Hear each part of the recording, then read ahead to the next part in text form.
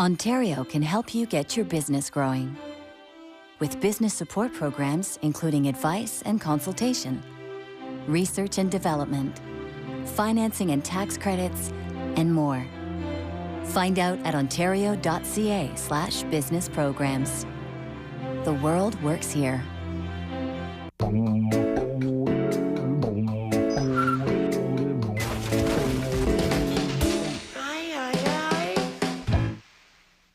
Accidents aren't funny, especially when they happen to you. Our team at Krylov & Company takes your injuries seriously. If you're involved in a car accident, you need to know your rights. Don't be a dummy. Call Krylov & Company. Call 416-649-0000. Honey, I think it's time for a new car.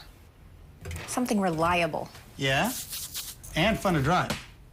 But loaded with tons of features this time. Who has all that?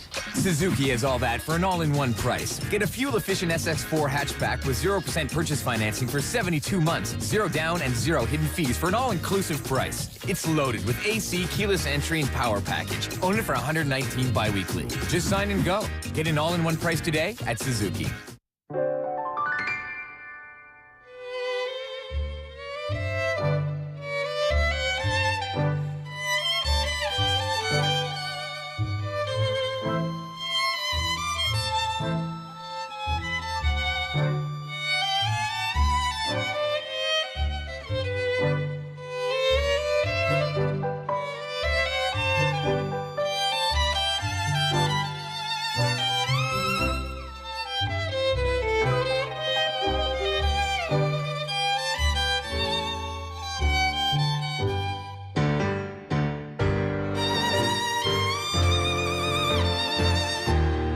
Twice the style, a balance of contrast and synergy. The newest move in contemporary living at Concord Park Place in North York. Welcome to the duo harmony of tango. See more at concordparkplace.ca. At KitchenAid, we see the joy in the small moments of cooking for grand occasions or simple dinners during the week. That's why we make appliances like the KitchenAid range, the only range with the even heat true convection system for consistent baking. Because we believe that food should be as perfect as the moment it creates. Now get 10% off. See in store for details. KitchenAid, for the way it's made. CP24, Toronto's breaking news. CP24, Toronto's breaking news.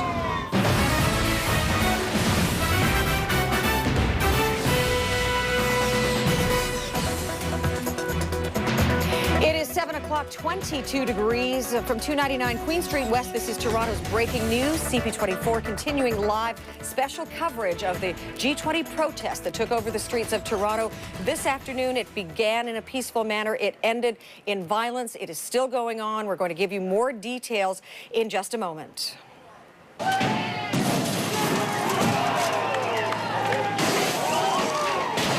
A day that Torontonians will not forget. Thousands of protesters poured into the streets early this afternoon. After a quiet start, the situation turned violent. Police cruisers were set on fire at King and Bay, right in the heart of the financial district. A police cruiser was attacked with officers inside at Queen and Spadina. Windows have been smashed across all points in between. Police in riot gear are still patrolling the core. Of course, there have been a number of arrests. We're hearing about 65 so far, and more to come. The violence so far has kept up right up to this moment. The police cruiser erupted in flames shortly after 6 o'clock on Queen Street, just east of Spadina. It was at least 5 minutes before police responded and cleared the crowd away from the fire. 3 marked police cruisers were destroyed by the fire. Several others were spray painted and windows were smashed. Hard to believe that this is in Toronto. Shortly after this fire was set, a crowd of police in riot gear made an arrest. They found a suspect lying on the ground nearby. Witnesses tell police the man was in the car moments before the fire was set. Right at the center of all of this, our special correspondent, Craig Kielburger, who has seen so many protests, probably nothing ever like this in Toronto. The situation at Queen's Park right now, Craig, what's going on? It is a tense standoff where the police have been conceding and then reclaiming ground for the past 2 hours. At some points, they used mounted units, at which point about 20 minutes ago, they did a full charge into the crowd to push people back to reclaim some ground that they had given earlier when they regrouped. It's interesting to note that the police have, as you shared, done a series of arrests. We've been witnessing this. I'm now at the southeast corner of Queen's Park, which is the area where they've been processing those who've been arrested. We've seen them charge beyond police ranks to grab an individual, circle with police officers, and then bring back into their ranks. The interesting part, though, is that the people who have been charging out have been plainclothes police officer, men and women that one couldn't easily identify as police, who have run out into the crowds to grab individuals and then to bring them back for processing. At the moment, the crowds continue to chant things like "Whose street? Our street?" But it's largely a group where there's no visual representation from the so-called Black Bloc. We, at one point, a couple hours ago, saw a group of young people who were all dressed in black, who were wearing black bandanas, remove those clothes, and they had ordinary street clothes underneath, and then quickly blended into the general public. So it's unclear whether they're still part of this protest group, or this is a mix of students and onlookers and individuals who have gathered to look at this unprecedented happening in Toronto. Just as I'm sharing with you, one additional point, a whole new group of riot gear police are arriving right in front of me. Another 60 of them are marching up, taking their position behind the mounted unit, and it's unclear if they're going to try to grab more land. A second group has now just arrived. They're offloading from a series of coach buses. Craig Kielburger, give us a sense. We had a shot just a moment ago of Queen's Park and College, and we saw people crossing the street. Some stopped, dressed in black, turned their backs to us, but had they were facing police. Where are the protesters? The protesters are on the lawn in front of the legislature buildings at the moment. They've also kind of scattered on both sides of University, on the college side, east and west of University. The police have created what one could imagine as a square right in the heart, on the most southern tip of the Queen's Park, down to the university and the various hospitals, and on both sides of college, where they have both sides of university on college, where they have closed off and they have a protective square where they have their buses, where they're offloading additional officers, and they also have the processing unit. I have attended more than a dozen protests, or witnessed more than a dozen protests in the past, and I've never seen a protest at a region that is so open. The Canadians are, of course, familiar with the 2001 famed protest against the free trade area of the Americas that took place in Quebec City. Small, narrow streets in that case. Here, the police were covering a massive geographic area, and often were only one line deep, and they had to concede ground and to double or triple their lines when people started to throw items or to taunt them, and here they've slowly moved forward one at a time. It's also, literally this all is unfolding as I'm speaking with you on the phone. There are more police in riot gear who are now unfolding. They've arrived in a series of black suburban vans, a whole delegation, putting on their masks, suiting up on the near Yonge and College, and now approaching by foot towards University and College to join the group that's here. Craig Kielburger, we've also been looking at shots of police lined up on Queen Street, just a little bit west of us as well. What do you know about that situation? Only what we've been hearing from the social networking. Of course, you shared earlier when you saw the police van on fire. We've been following this protest for the past 4+ hours now, where we witnessed that critical juncture. What you're describing on Queen Street was really where the protest shifted from a peaceful demonstration to the demonstration that can only be described as a violent gathering. It was when the labor unions and Greenpeace and various other NGOs marched along Queen and then turned to go north on Spadina. There was an empty gap at the end of the protest, and a group best described as the Black Bloc raced in, catching police by surprise. And I stood there and watched as two police cruisers were overwhelmed at that moment. A female police officer and two males who looked visibly shaken as the front was smashed to their window as they went scrambling for cover. They briefly tried to hold their ground and very quickly conceded to the large group. The two police cruisers were overwhelmed at that point. At another point at Bay in Wellington, I saw a dozen officers not in riot gear trying to hold their ground quite violently against an approaching group that was throwing items at them. Again, visibly looking worried, visibly looking shaken. They conceded that ground. And as we followed throughout the course of the demonstration over the past hours, the most noteworthy fact that I've heard from people on the street who have been surprised by the arrival of this gathering, they've asked the question, where are the police officers? Because here at Queen's Park is the first show of force that we've seen of police. For an extended period of time, this group was able to smash windows, vandalize, the Eaton Center, University and College. They did scare a number of drivers who caught unexpectedly in the traffic. I did see them at one point strike security guards with great violence who attempted to protect the outside of his windows. Craig, I have to interrupt you. We're watching something unfolding live here. It's right at our doorstep, and it is protesters are running away from police, and they are just down the street from us, and we have a line of police, and I want to bring Stephanie Smythe in on this one. Stephanie, what we're seeing right now is unfolding once again. Police have lined up. They are looking like they're being proactive on this one. Steph? Yes, and I'm here, and I'm watching these pictures. I was just out on Queen Street a few minutes ago. It's amazing how things are turning so quickly, and as I was outside around Queen and John, many of the riot police were getting back on the buses. Things seem to have calmed down. The fire of that police car was out, the one at Queen and Soho. Now we see that they are protecting a perimeter once again and on Queen Street. We're not sure what has led to this, but I can tell you people are milling around a lot. People, many of them just taking pictures. See the gap there on that one corner? I guess that's Peter Street. It is Peter, and we're looking now from the north side of Queen toward the southwest side of the street. And what we just saw live, Stephanie, was police, a bit of activity, movement, and a lot of the protesters running from the lineup of police and a little bit of police activity behind the main line. Farah Nasser, you're on the ground. What can you tell us? Real quick, like you might be stampeded. You might be joking. Farah? They just took like 20 yards all at once. Well, and we can hear that there's a lot of activity going on out there, a lot of yelling, and we're trying to surmise just exactly what's going on right now and what has caused this latest turn of events. But you know what? We are just observing this for many hours now. You can see that things can turn on a dime. We're hearing from Farah, and we're hoping to get her on the phone that apparently someone was trying to instigate police, and they rushed at him with shields. Maybe this is the aftermath of that situation. I'm holding on Queen Street West, just near Peter.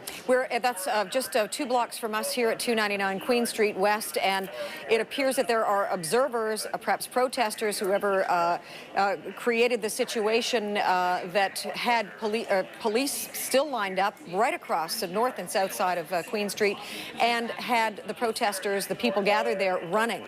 We're not clear as to what happened, but we are hoping to have Farah Nasser there as close as she can be to tell us what's going on. And they're bringing in the reinforcements. Huge police presence. And you can see the reinforcements have just come from Soho, which is at the top right of your screen. And there's a great coming together of police officers from the center to the right across the top of your screen. And more coming, Stephanie, from Soho. And as I was saying, I was just out on Queen Street about 20 minutes ago. Things seemed really calm. The mounted unit was going in the other direction toward University Avenue. And what would have them all in that place so quickly? Well, that is what we're trying to figure out. I know, and I'm also hearing via Twitter that we've got Farah now. Let's hear. Farah, what can you tell us is happening here? Just a tense scene. The police just basically came at us to try to get us away. It all started with this man who took off all his clothes, and he was, I should say, he was instigating the police. He was taking pictures with them. I'm not sure what happened next. Then all the police kind of converged around him, and next thing we knew, the police were just literally coming at us, trying to move us out of the way. Now, we have been moved about, I would say 800 feet away from where that from where that police car was on fire, and police just moving us, 100 feet at a time, and just basically keep trying to move us back on Queen Street. But why were there so many police there in the first place? Well, it was because of this car that was on fire. I think you guys touched on it a little bit earlier in this newscast. Yes, just after 6. Yeah. You did. Okay, so there was 2 police cars. Remember earlier today when 2 police cars were smashed on Queen Street just east of Spadina? Those same cars, one of them was lit on fire, and we're hearing from several witnesses now, that there was a gentleman who was on top of a car and he was dancing on the police car. Then he crumpled up a piece of paper, lit it on fire, threw it in the front seat, and just watched and waited to see what happened. And then there was an arrest. Now, we don't know if it's related or not to this fire, but we do know that a man was taken with several police in riot gear, basically making a block formation around him. They moved him away from that scene. Now, this was, I would say, after 6 o'clock. Now, probably an hour ago. And now the police have been here ever since. They've been trying to move us out. My thinking is they're trying to disperse this crowd, and there's still a large crowd of people who were here after this happened. And we do see quite a crowd gathering. It almost looks as if there's an equal number, perhaps more crowd than police, but everybody's standing still. But we certainly saw people running just a few moments ago. And what's happening right now? What are you hearing police saying to the crowd? Well, the police keep saying to the crowd, move further east, move further east. And I should give you a geographical location of where we are. Oh, let's listen in. Farah, can we just listen? I'm sorry? If you can turn your phone to hear what police are saying. It's not police, actually. It's protesters that are shouting at police. Okay. The police aren't saying anything right now. They're remaining silent, and they're just standing there from what I can see. I'm going to try to go a little closer here because they have moved us away. Yeah, just be safe. And our security team has told us to stay further away because if this is to happen again, it's quite dangerous. As I just asked, would you hold your phone up so that we can hear? Sure. Hang on. Thank you. Let me do that right now.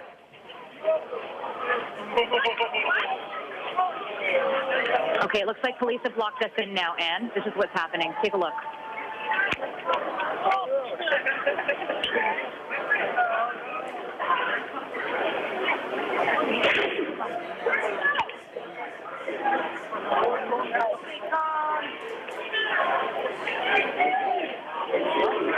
Okay, police are moving towards us from the east now. So they're on both sides now, Farah. They are. We're in the middle of them right now. Now, the police that are over near Peter Street, which is to the west of us, they're staying put. The police officers to the east are moving closer and closer to us. So we have police on the east side. I'll let you listen in. We've got a camera rolling.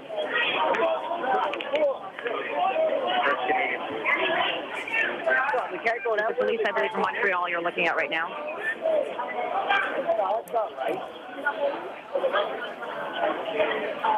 They're live on TV. That's all right. You're hearing what people are saying. We're trying to get out of here, not stay here.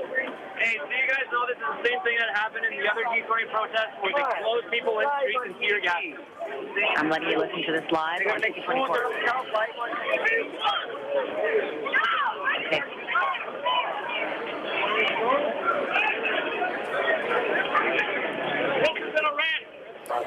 So it appears, Farah, that the strategy of bringing the two sides together, a line of police on the east side, a line of police on the west side of Queen Street, is... Oh. The police are saying something. Let's listen now.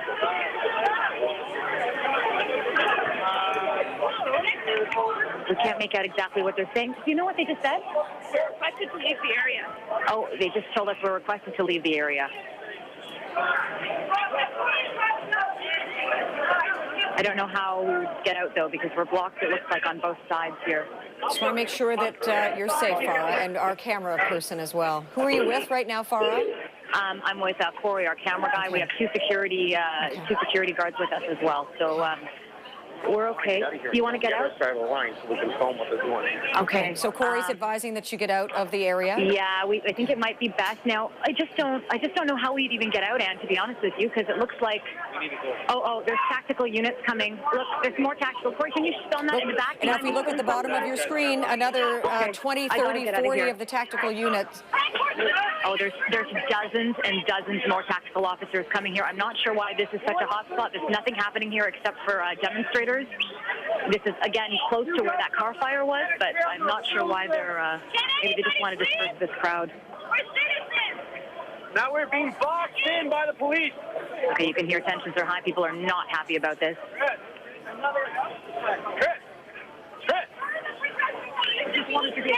Protesters are angry, and they're screaming at the police right now. Let us do that way. Are you seeing these visuals? Yes, we are, and we're hearing the sound from your phone. Please keep it up. How do we get out of this, guys? How do we leave? Okay, somebody just asked how we leave. Out this way, eventually? Come on.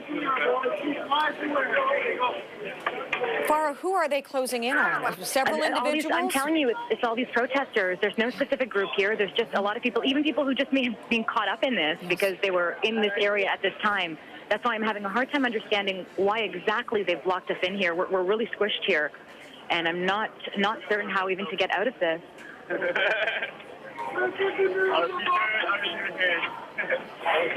Protesters very happy we're filming this right now. They keep telling me. And they're saying, no, Canada now. Listen to this.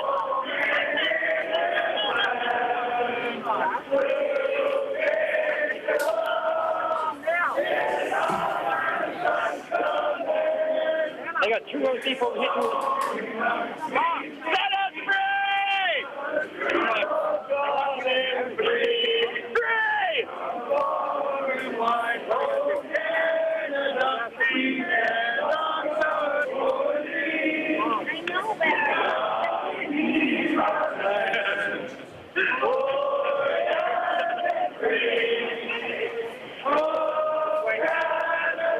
We can go out there. What? We can go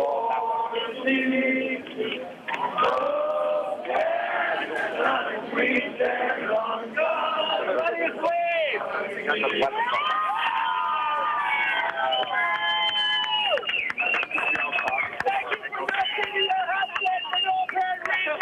Okay. So we're trying to all rush out from a little corner area here. I think people are trying to make their way out, Anne. And this is actually right at, this is where the Black Bull pub is. Yes. We're just trying to go around there. You know the area. Yes, you're just slightly west of Peter Street That's right. and very close to Soho. So, Farah, help me understand. The police far outnumber the people who were at the center of this. Correct. You're looking at police here. There's units from Toronto, from York region. There were police from Quebec, Montreal, I believe. And again, I'm not sure why they boxed these protesters or demonstrators in. Nothing was really happening. There was that guy I told you who took his clothes off and he was instigating police officers as people cheered. But my guess is they're just trying to disperse this crowd, which they have done. They may also be trying to show police presence. There has been some question arising this afternoon about where police were at certain points. They certainly are there in full force right now. That's right. Can you see this now? You can see all the police with their shields. These are from York region that you're looking at right now. And where have the people in the middle gone? That's exactly where I'm heading right now. I'm trying to look. We left that area, as you know, because our security team told us it was too dangerous to stay in there. I'm trying to see if there's anybody else there. You know what? It looks like everyone is leaving that area.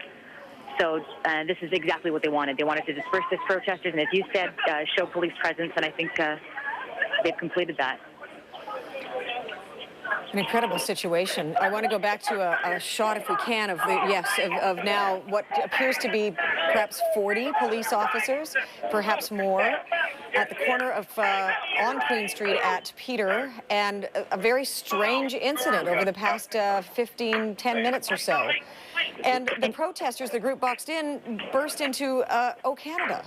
They did. They are very, very unhappy about this, especially boxing them in like this. I mean, I have to tell you, for me, it even felt claustrophobic. You have these big police officers coming for you at you at either side, boxing you in. We were all squished in the middle there. Are they a protest group, these people that we see walking away on bikes? No, there are some people with signs. There are some people who are chanting things. A lot of these people, though, are videotaping, are filming. They want to document this. And even before, when that police car was on fire, I was out here in a 6 o'clock hour, and it's the same group of people. They're just literally filming this, trying to capture everything. And there are some. There were, maybe a few dozen I've seen in the past couple hours that have gone up to the police and are asking them, why? Why are you doing this? Why are you blocking us? And then they are going into their rants as well. Some are talking about issues in Afghanistan. Some are talking about Palestine. Some are talking about women's rights. And this is what I've heard so far. So they're trying to get their message across to police. So there are definitely people who were part of the earlier protests, but again, as I mentioned, there are also people who just happen to be here at this time.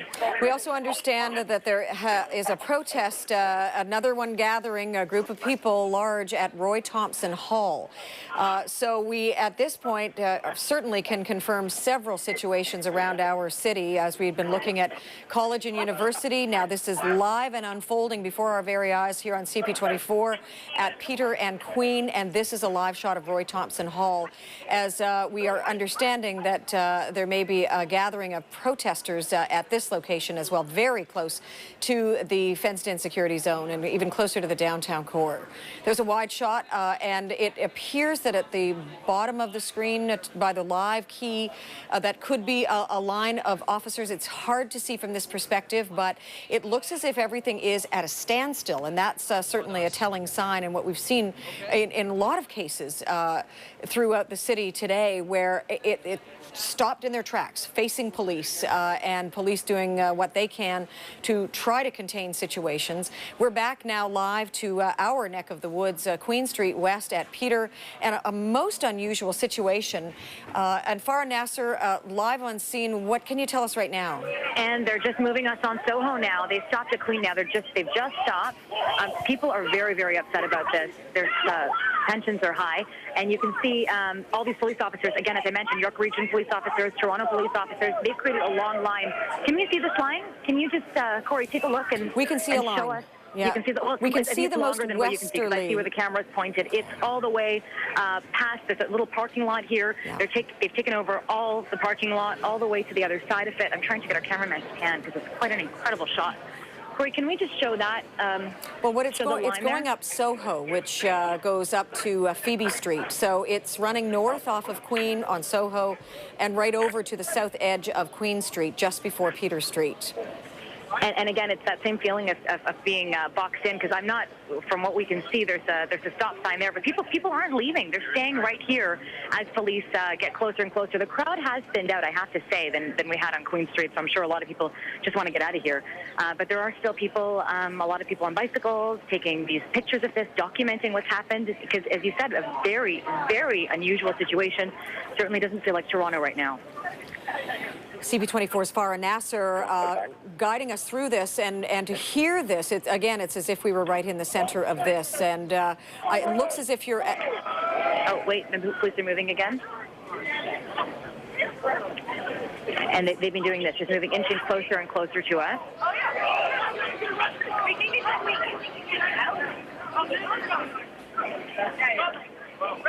let you look and listen.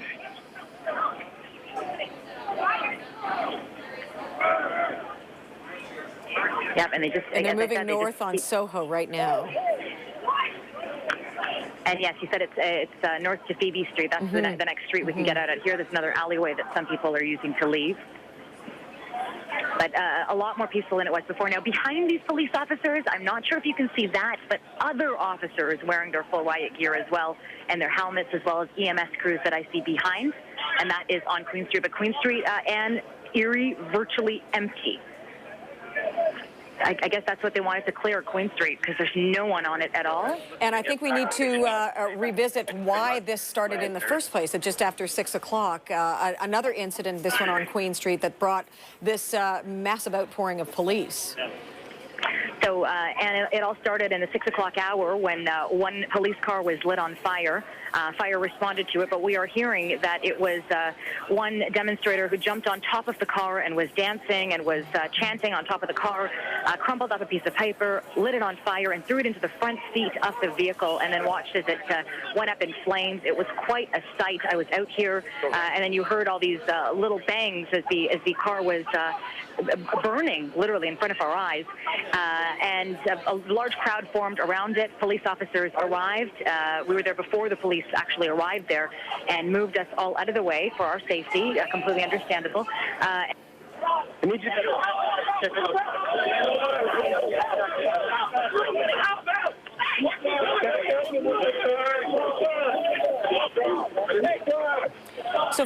am I correct in saying we have two different situations, one on Soho and one on Queen West? Hello? Hello?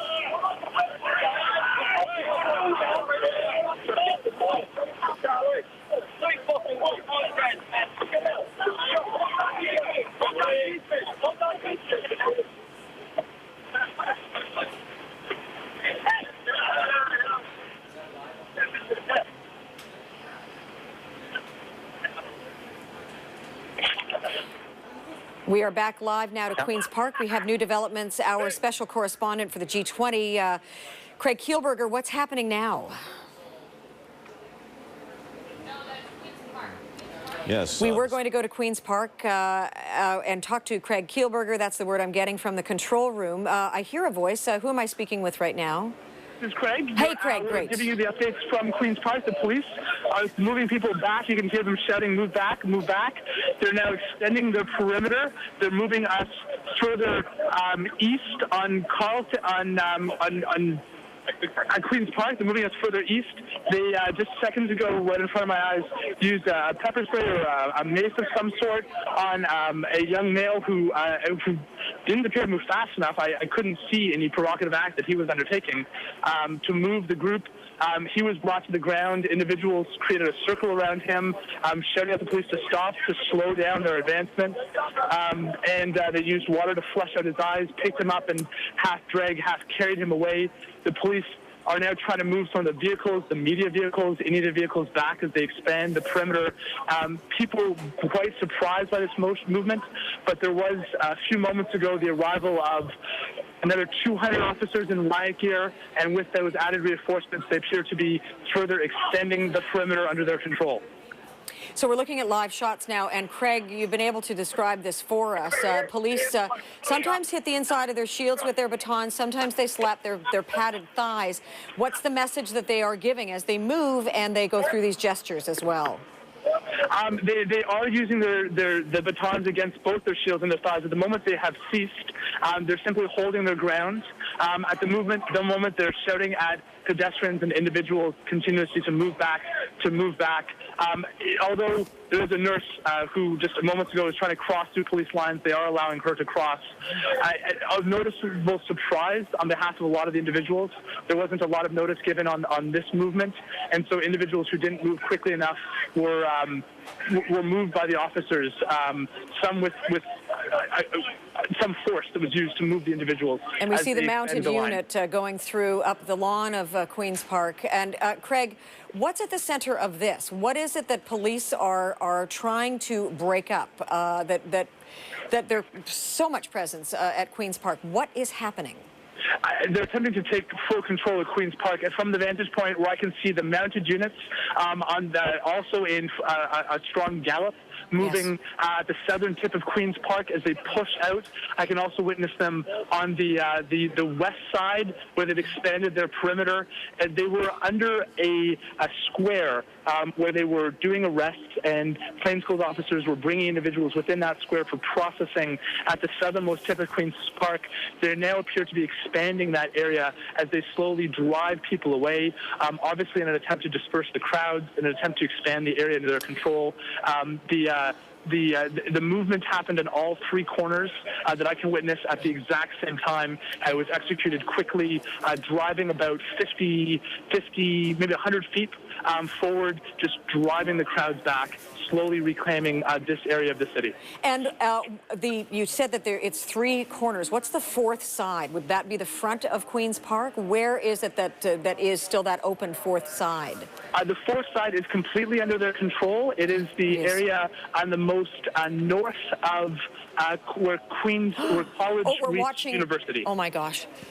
We're getting on our breaking news from. Okay, now we're hearing that there's police horses that are charging the crowd at Queen's Park now. The police forces have made a move on the southern part of Queen's Park. They're moving at a fair gallop. Again, each side has been pushing. I can witness them from where I am here, driving the crowd back. where I'm standing again, driving the crowd back. All the three sides, they take brief pauses and then take about 10 feet to drive the crowd back, a brief pause, and then continue the officers step by step as they expand the area under their control. And we're watching an individual down, apprehended by police, taken down by police.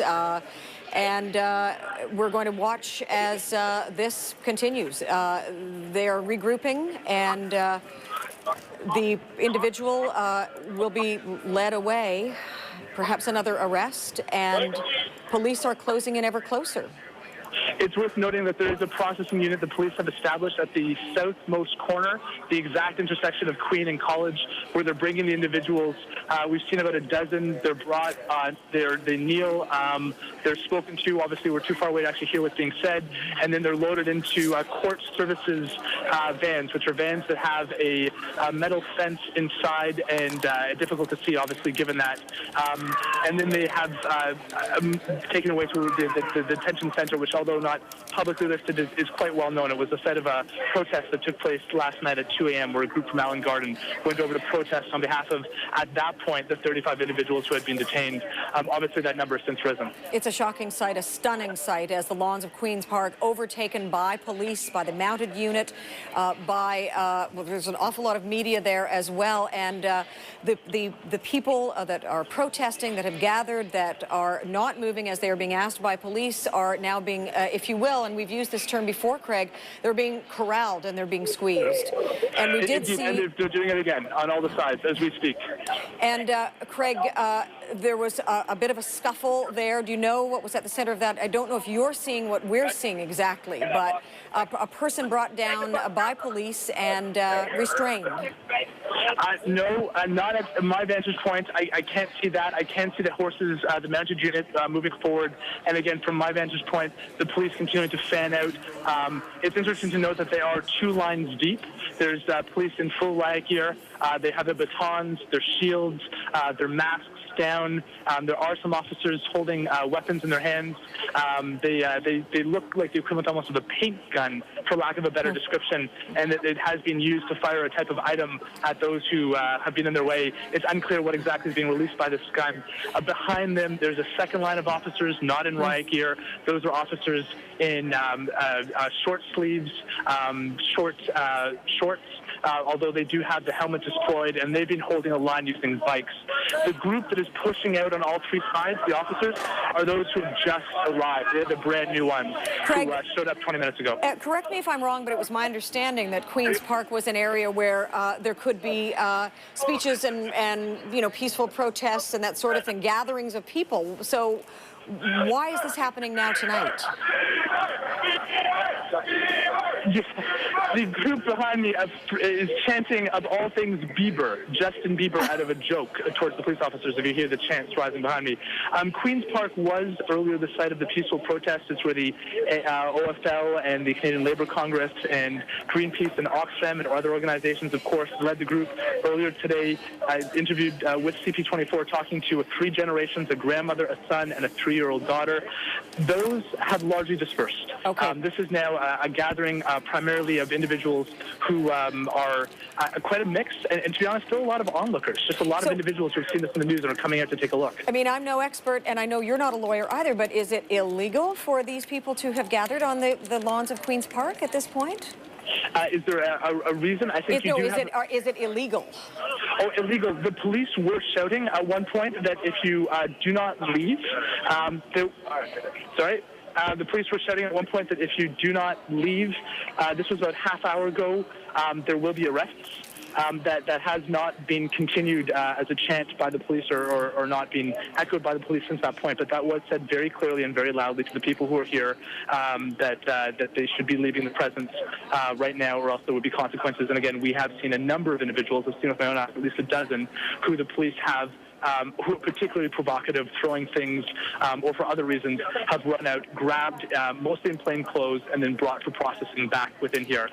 So this group, the police have given fair warning that there will be consequences for being here. We see along Queen's Park Circle the police officers. It looks as if they have their backs to the south and they are moving to the west. They're kind of stepping down off the grass and onto the thoroughfare. What are they doing? We see them on, again, all three sides. They appear to be simply expanding the area under their control, continuing Does to that mean push out. more officers have arrived, which means that they can expand their perimeter but still stay close together? We witnessed 3 buses arrive and then an additional 150 riot gear officers on foot. It's unclear when they got off vehicles who have arrived. In fact, in the past couple hours, it's been largely a standstill where additional reinforcements have been arriving. Those officers appear to be able to now hold a 2-line deep. At one point, I was sharing with viewers that at Quebec City or other protests, often the officers are 2 or 3 lines deep in their rank. However, in this case, at one point, they were very thin, spread out. There are not a lot of buildings around here. Queen's Park, of course, is on all sides. You see the Mars building, the hospitals, large open streets, open spaces, monuments.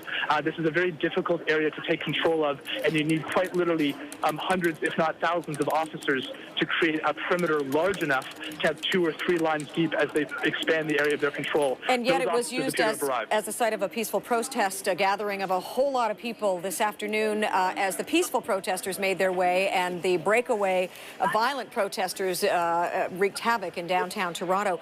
Are you able to just give us an idea of how many people are there in the center of this? And then we can see the police presence. But what would you say, a couple of hundred people on the lawn right now? I would say that between the lawn and also, and from, again, I'm not sure the camera shot that you're seeing, but there's also three areas where the people have gathered on the lawn, on the east and on the west side of the dividing line between Queen's Park and College. So you have people surrounding the police on 3 sides, and if you look at tough to say from my vantage point. I would estimate it would be closer to maybe 600-700 individuals still, if you add the 3 sides together. Now you have a couple hundred on each side. You said police said if you don't move, there will be arrests. What would people be arrested for? I wouldn't be aware of that. The police did make that very clear, though, to individuals, and we have seen arrests, particularly those individuals who have thrown items, individuals who, and a few who didn't appear to engage at the moment in provocative actions, but were certainly targeted by the police in an extraordinary show of force. We saw a dozen and a half officers in full riot gear run out, officers who were plainclothes surround them, putting that individual very close to the ground, foot on their leg to cease their movement, use their the plastic cuffs which they have. All right, they're moving. To restrain the individual and then bring them in, and we've seen this again and again. All right, Craig, they're moving forward. Talk to us about what's going on, and if you feel at any point you want to put your phone up so that we can hear what's going on, please do. Again, just continuing to move forward, to push the line. Individuals chant as they leave, as they slowly give ground. The police certainly are not encountering much resistance as they move. The group, you can hear chants again, "Whose streets are streets," which has been the most common chant that we've been hearing throughout the course of the evening. But mostly the individuals who are here are no longer those black bloc members or those individuals wreaking havoc. A lot of these individuals, I truly believe, are simply people who are now more caught up in the moment, who were witnessing this, who were protesters, not intent on violence, but are being pushed back by the police and are willing to concede ground. Are you able to put your phone up? Could we hear something if you were to do that? I don't know how close you are to what we might say is, the sort of the center of all of this, wherever that might be. But our cameras are in a couple of spots here, but we'd like to be able to hear what's going on, if that's possible. If you want to just pop that phone up so that we have an audio excerpt of what's going on here live, Craig? Unfortunately, where I am located, it's a higher point. I'm able to look down. I can hear it from my ears, but I imagine it's probably not the loudest audio. I can witness it happening, but we are on all 3 sides limited in our movement by the police. They have us corralled into areas, would be the best adjective, so we're able to witness, but from my vantage point at least, hear, but not hear loudly. Another standoff here today in Toronto. A long, tight line of police in riot gear and people who may have gathered to be a part of a peaceful protest, may have other intentions. They are on the lawn of Queen's Park. They've been asked by police about an hour ago to leave. Police being very clear that they will make arrests if the people do not leave. The police now using the tactic of squeezing in, corralling, if you will. Craig Kielburger is there live, our special correspondent for the G20 summit, and particularly the protest today. Craig, we're going to just jump right over for a moment. We'll be right back to you. We'll come to you if anything changes. Austin Delaney, CTV's Austin Delaney is, CTV News at 6, Austin Delaney is live right now. He's working with us. We're all working together on this, CP24 and CTV. We're one big family, and a family member, Austin Delaney, is right now down at Roy Thompson Hall. Austin, describe what you see. Well, take a look. I'll show you the pictures. This is just a one big police line, and it moved up about 10 minutes ago. What I gather is that they're taking back from the fence. So earlier on, maybe an hour or so ago, there was part of the protest movement that was down at the fence, and they had moved along, going westbound past University, and then they came up around Simcoe Street, which was Roy Thompson Hall, and they just sort of sat around. It was like they didn't know what to do with themselves, and the police had a line.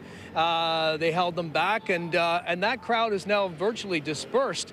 So from what I can gather, there's this line that is now moved on the south side of University Avenue, King Street, sorry, and it's just holding the line. And I think what Craig was saying is probably true, is they're corralling people, getting people out of the city. They lost a bit of control earlier on today, Queen Street, University Bay Street.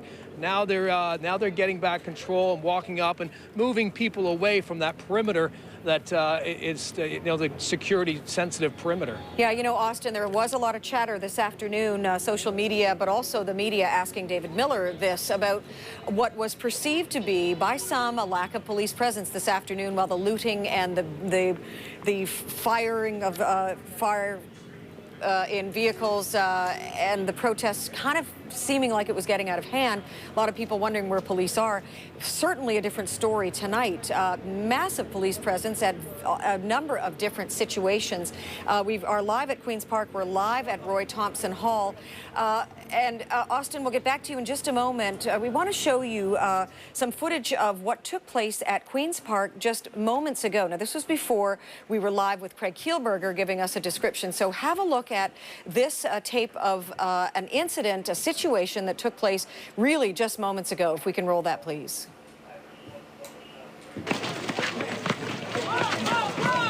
Get back, get back, get back. Hey! You! Back off! Back off! Get back!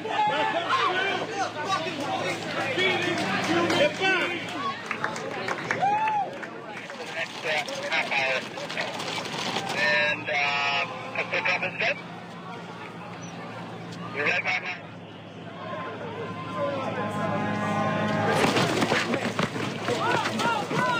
Get back, get back, get back. Hey! You! Back off! Back off! We're back live now. Craig Kielberger, we just took a look at the incident that took place that you had actually described, where the person was taken by police, taken down, if you will, and it looked as if he was being dragged along the pavement. Can you tell us what prompted this incident?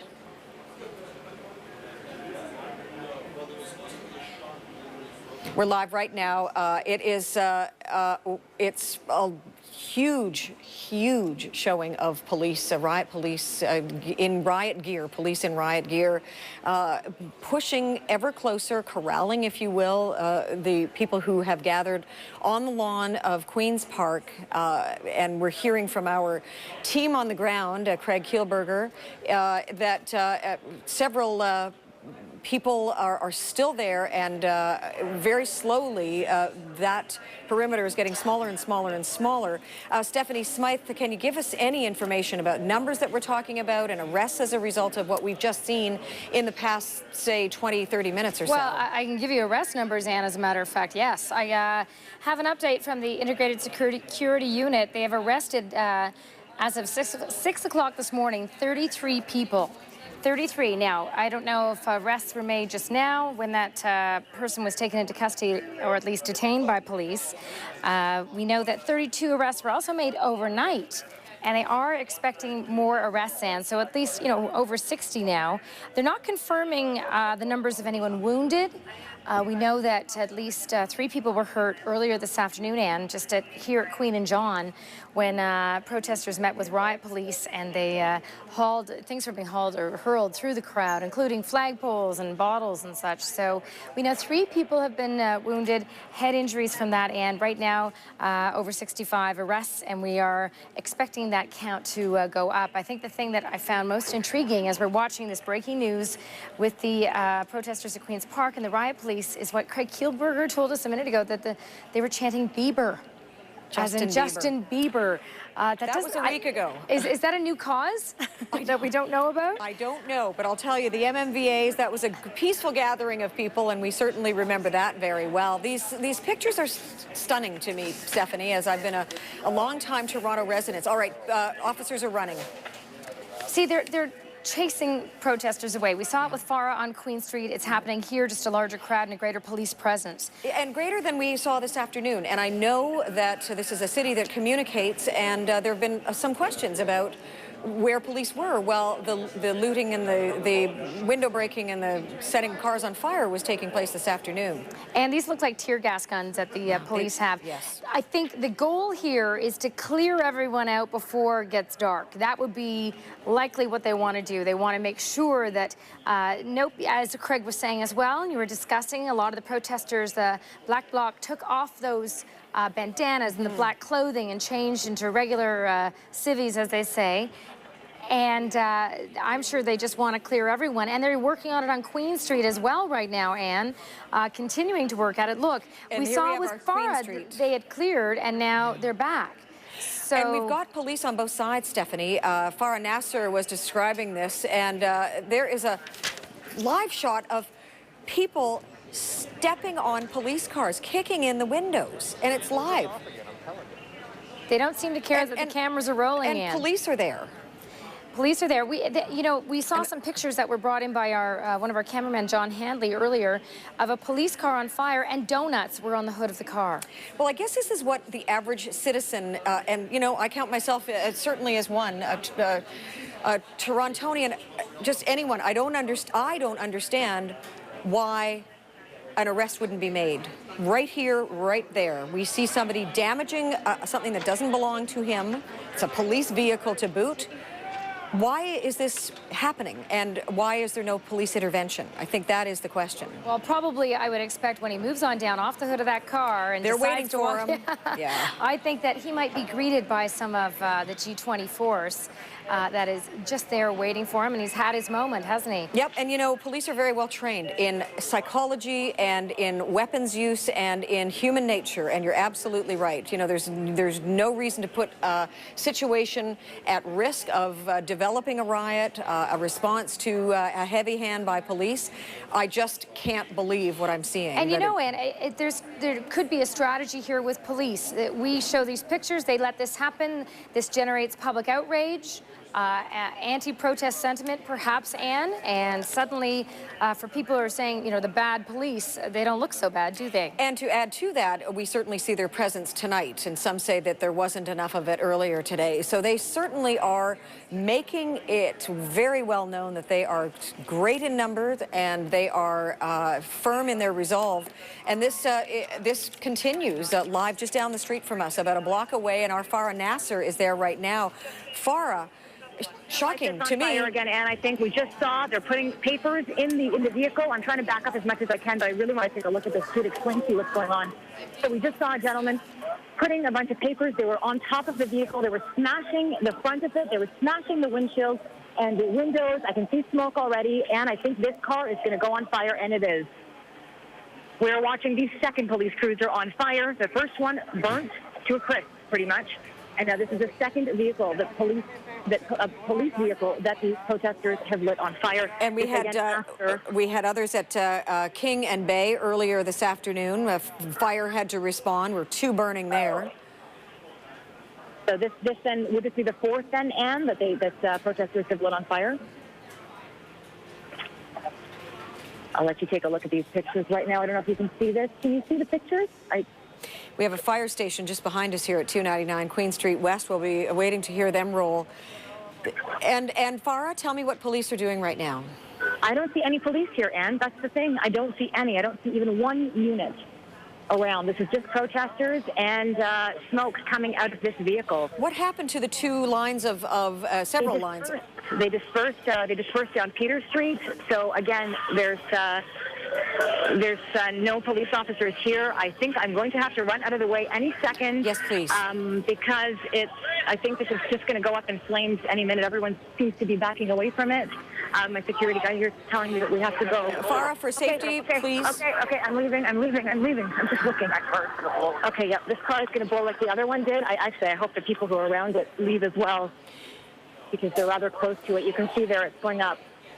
And just before we go to Dave Woodford with the OPP, I want to just touch base with Stephanie Smythe. And Stephanie, Steph, yes, we had heard from Stefan Powell, Toronto Fire. Not that this makes anything any better, but the chances of this car exploding are not as great as the toxicity that comes from burning fuel and burning tires. Right. Steph. We're going to see fireballs coming out of this car, and that's from the tires. Fireworks. And, you know, you still don't want to be too close. We're getting the countdown here, and I believe this is the third police car on Queen Street. Third, right. So we're looking now at 5 altogether so far. Well, at least 4, Ann. Yeah, well, we've got Let's 2, just say there's a lot of police cars being torched today. Any more than 1, any more than 0 is just shocking. Right. Now, this car is on fire, and as Farah mentioned, Steph, and we're going to go to Dave Woodford in just a moment, she said there are no police around. Sorry, Ann, say that again? Farah said that there are no police around at this point. That's right, and that's curious. They were just there in you know, 2 rows deep. En masse. Dave Woodford, OPP Sergeant, joining us on the phone. Dave, I don't know if you can see the pictures right now. Sergeant Woodford, another Toronto police car on fire. Police seem to be letting this happen. There were a lot of police in riot gear on Queen Street just a minute ago. Now they're gone. Hello? Is Dave Woodford there? Okay, I thought Dave was with us. Okay, so we have Farah. Farah, you're in a safe place? Sorry? You're in a safe place? I am. I'm a safe distance away. There are people, though, that are very, very close to this police car. Somebody jumping on top of the other one that's completely burnt, but this one up in flames. Again, no police here. We're not seeing any officers, even on bikes. I don't even see one in the distance, to be honest with you, and a crowd forming.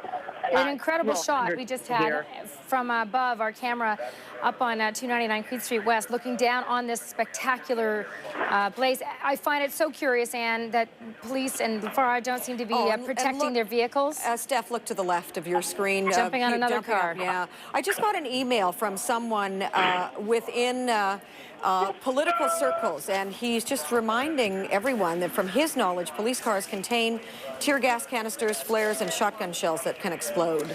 And we've had at King and Bay fire number 1. There was another at King and University not long after that, right around the same time. Then Queen and Spadina, this is the second. So 4 car fires, police car fires. Yes. 4 Toronto police cruisers. Dave Woodford now joins us live. Hi, Dave. Sergeant Dave Woodford with Toronto OPP. Hi. Dave, I don't know if you've seen the pictures of the cruisers on fire in the city today. It appears Toronto police aren't really protecting their vehicles that closely. What is going on here?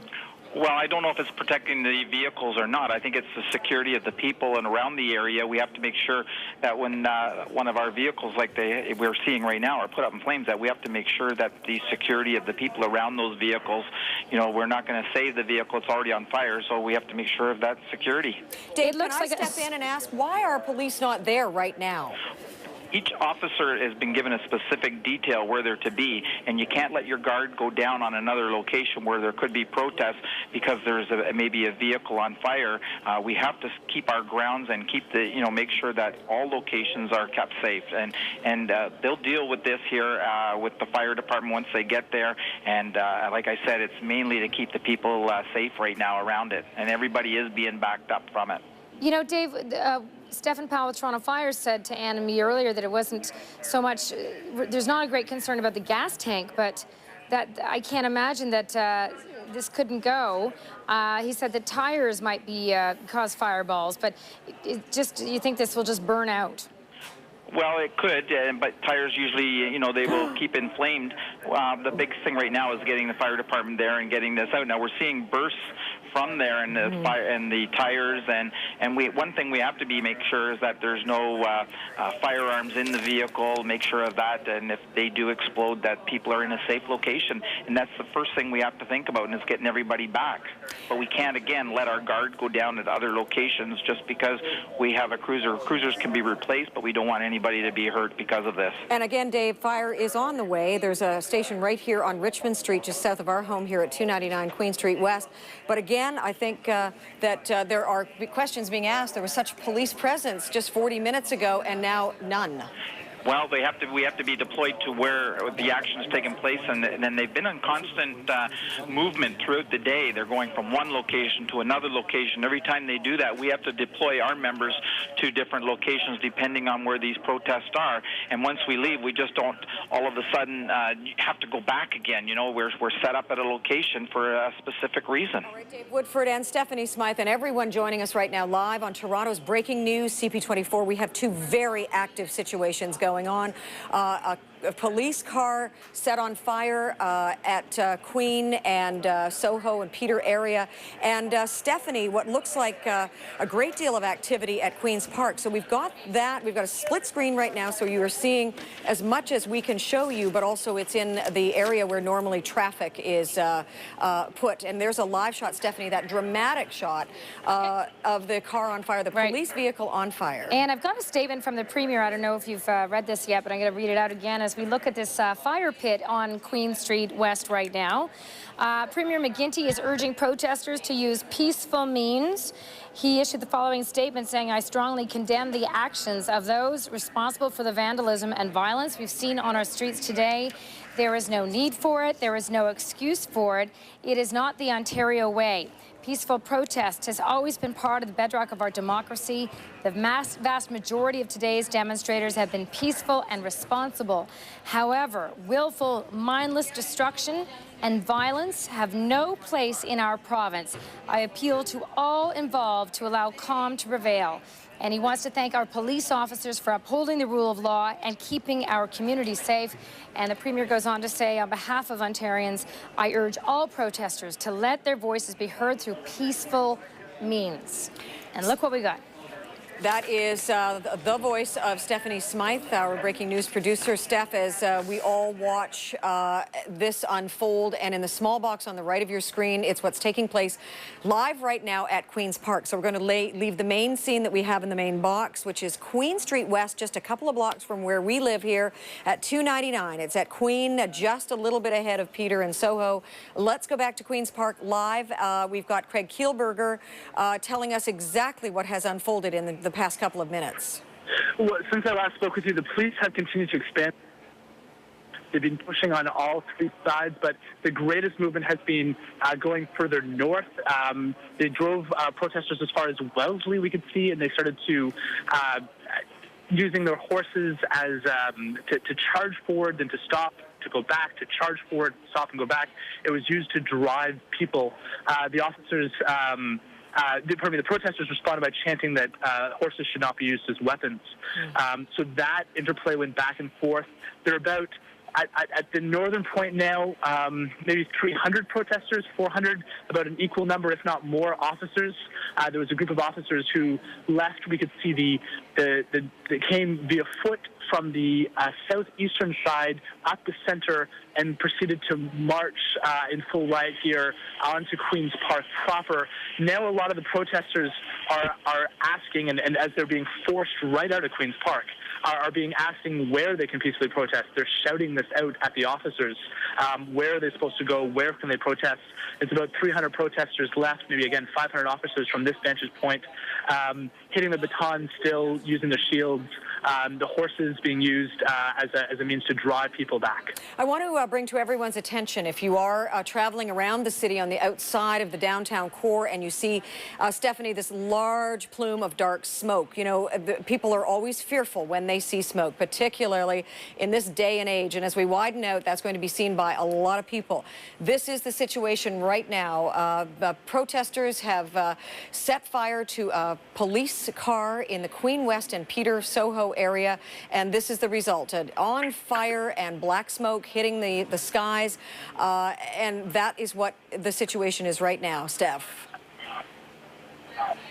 And Stephanie, again, we're asking whether police are going to arrive on scene, and we haven't seen fire yet arrive. No, and I think they're just going to let it burn out. And that is what happened downtown earlier today with the other 2 car fires around King and Bay, King and University.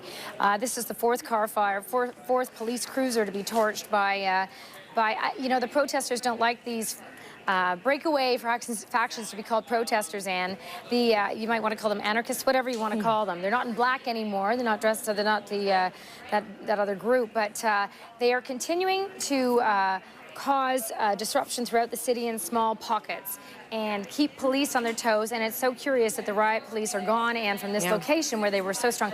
I just want to let everybody know, in terms of the services around Toronto tonight, if you are trying to get around, and this is part of the reason why so many people are in the streets, the TTC is still shut down, and from the Yonge University subway is shut down from Bloor to St. George.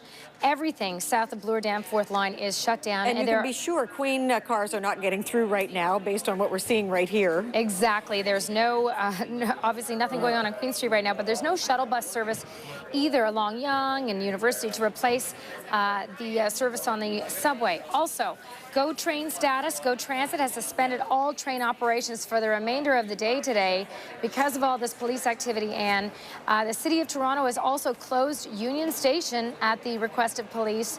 The Union Station bus terminal has also been closed, and they have relocated all of their Union Station services to Yorkdale bus terminal and to York Mills bus terminal. So this means, Anne, that all bus trips from the west will terminate at the Yorkdale bus terminal, and all bus trips from the east are going to terminate at the York Mills bus terminal. So passengers may get on the TTC, they're also saying, at no extra cost from these 2 locations and Scarborough Town Centre by presenting their GO Transit tickets. And everybody is apologizing for the inconvenience, Anne. And be a good neighbor. Let your friends and family know that the situation is going on. If you know that they're going to attempt to try to get downtown and get around, you know, do the best you can. We'll keep you informed, but this is the best time to try to help out as well. This is a situation that has been going on since about 1:45 this afternoon, when the peaceful protest that was moving along Queen Street suddenly became very violent, and we have seen pockets of this kind of disruption throughout the day, and a frightening scene for a lot of Torontonians who've not really been exposed to anything of this magnitude so far. And Stephanie, ironically, just a kilometer or 2 south of here, a lovely dinner is going on at the Royal York Hotel for, you know, the leaders and wives who have arrived here in Toronto, the good. And do they know anything about it? I don't know. I saw one tweet where Obama, the president of the United States, was watching the soccer match and, you know, pretty much oblivious to what was going on here. There was also, though, an earlier tweet that one of the dignitaries from one of the G8 nations was the and I can't remember which country it was, Anne, but he was stuck in his hotel room because of the protests. Couldn't get out and get to the Royal York for the state dinner.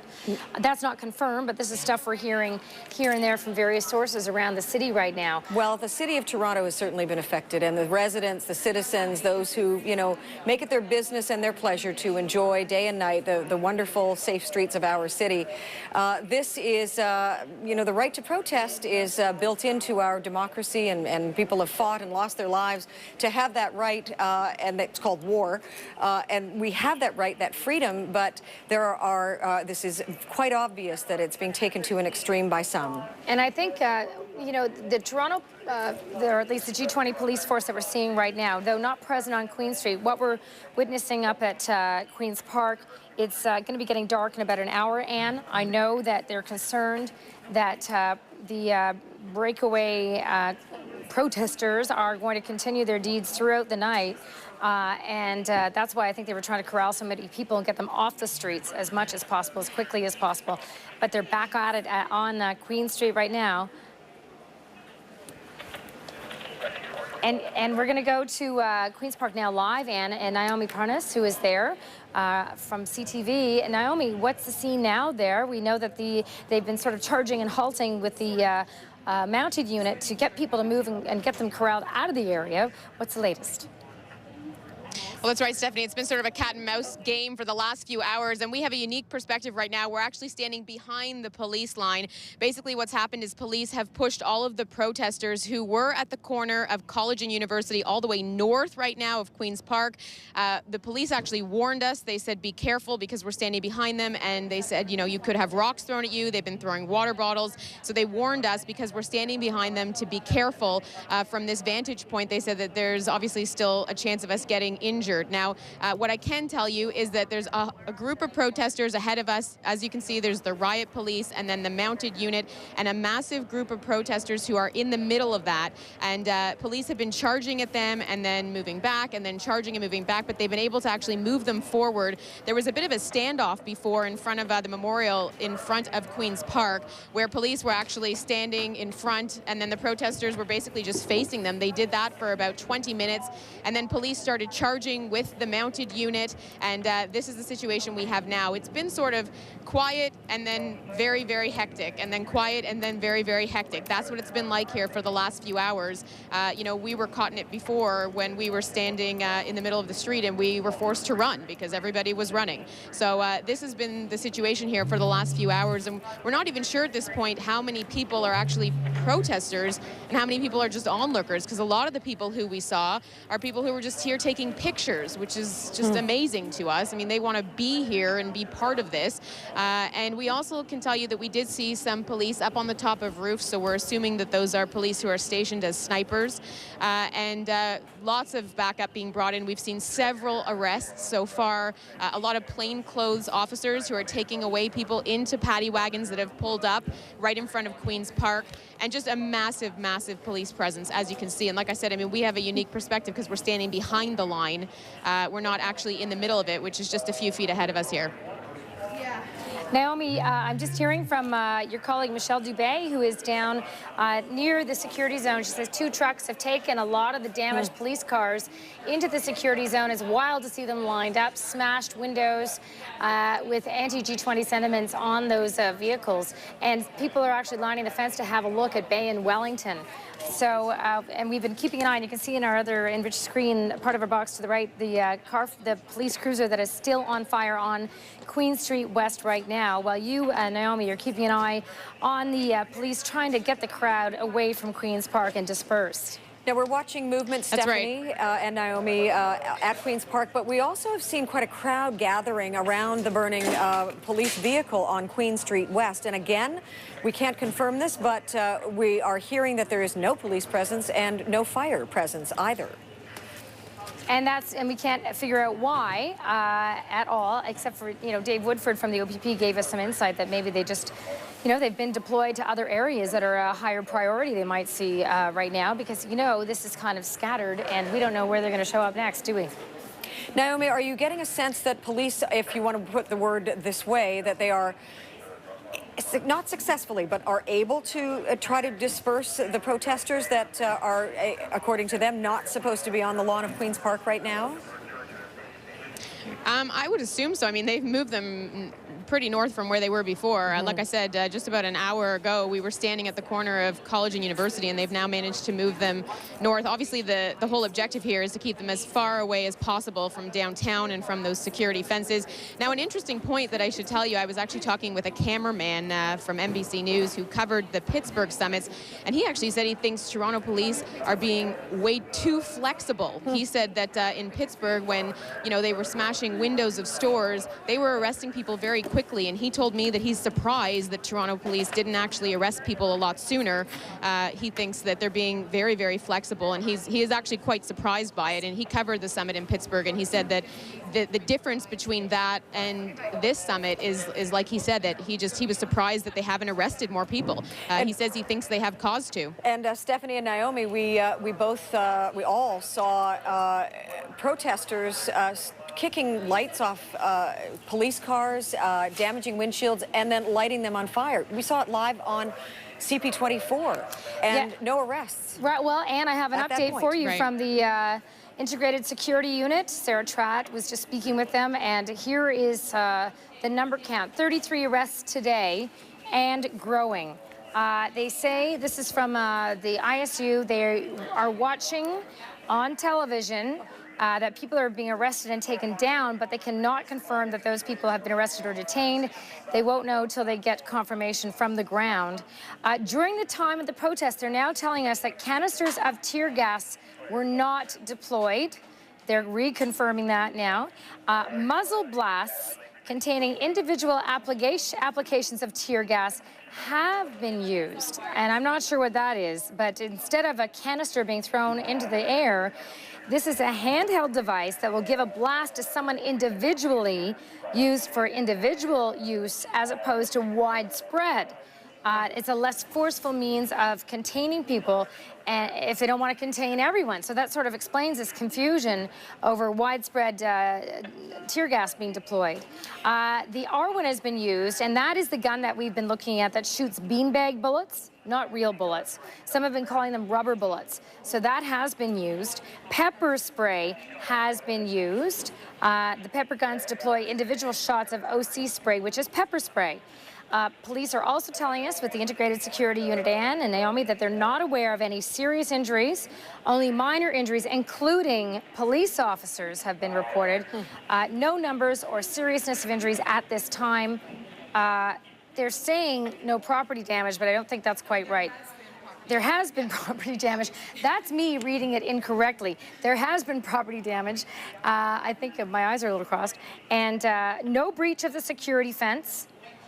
They're confirming no breach of the security fence, and police are going to continue to assess the protests and every action. No word yet, Anne, what we're finding so curious as to why there's not a huge police presence on Queen Street right now by the burning police cruiser. But there you have the latest information, Anne. And we're looking right now at what's going on in the Queen's Park area. And in the smaller box to the right, you see a massive crowd gathering after a police car is set on fire. We've got Michelle Dubé live at a location to give us an overview of what's going on. Where are you right now, Michelle? Hey there, yeah, Ann, I'm right along the fence. I'm at the northeast corner of the security fence, so this is Wellington and Bay, very close to the Royal York, where the leaders are gathering. And an interesting spectacle here. There are no protesters in this vicinity, but police continue to line the fence on the north and by, dozens and dozens of officers. But an interesting spectacle, what they've done is they've taken a lot of these police cars that have been damaged, and they brought them into the security zone with tow trucks, and they're sort of on display right now. And there are 3 marked police cars with their windows smashed, with anti-G20 sentiments on them, and a number of unmarked police vehicles that have been damaged as well. And a lot of people have been milling about, surprisingly, despite all the violence. A lot of people have been milling about in the downtown core, trying to catch a glimpse of what's happening. And people right now are lining the fence, looking at all this damage to these police vehicles from the violence earlier today. And violence, it sounds like it's continuing, because as you were mentioning, we have a police car on fire as we speak in another part of the city. Michelle, it's interesting. It's almost as if there are so many situations away from the security fence. So we've got all of these active situations, but none of them is at the place where the leaders are, which, that's a very good thing. It's terrible that these situations have developed as we look at a live shot of Queen Street West at Peter, of police car on fire. But it's almost as if these are just terrible distractions away from the center of all of this, which is where the G20 leaders and their wives are gathering for dinner right now. I want to go live to our Mike Lane, I believe on Queen West. Mike, are you there? I am, yes. Hi, Mike. What are you seeing? What are you smelling? Well, you know what? Right now, as I speak, I see 3 busloads of police officers getting off the bus, and they are in full riot gear, shields down, shields in front of their face, shields in their hands. I also see a couple RCMP vehicles just rolling in, 2 EMS crews behind the police officers.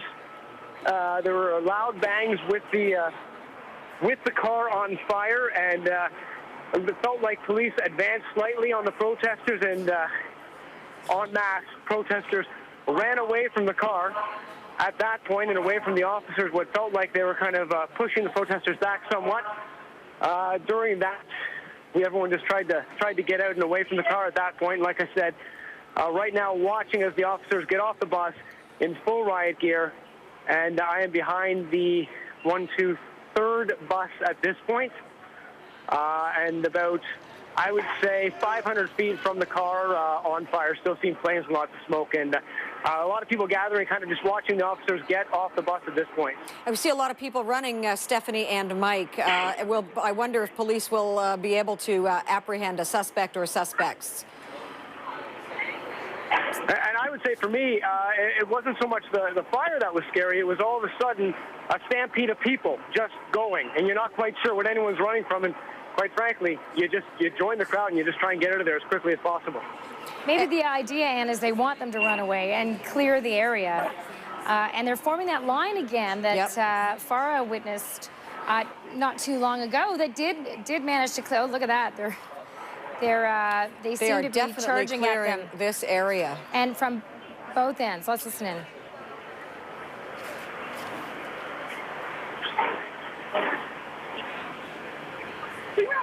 And I got out here about 5 minutes ago, guys, and I would say that the pace in the passersby, the people with cameras that kind of just looked maybe for a photo op as opposed to a protest, their pace is, it looks like they're going at a quicker pace right now, and looks like they're trying to get away. And I've heard a lot of people just saying, you know what, this is insane. Let's get out of here. All right, Mike, I'd like to listen in, if you don't mind using your cell phone as well to help us hear what's going on. Yeah, I'll do that. I'm going to get a little closer, and then I'll put it up. But just be safe. Indeed.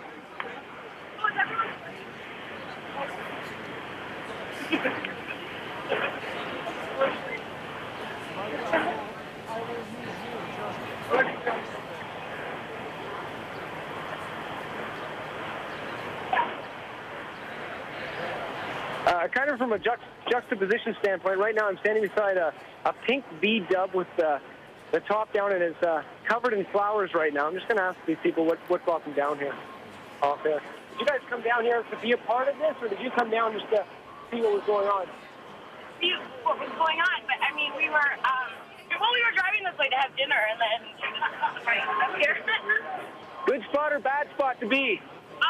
I guess the best spot in all of Toronto to be right now. Wow, there you go.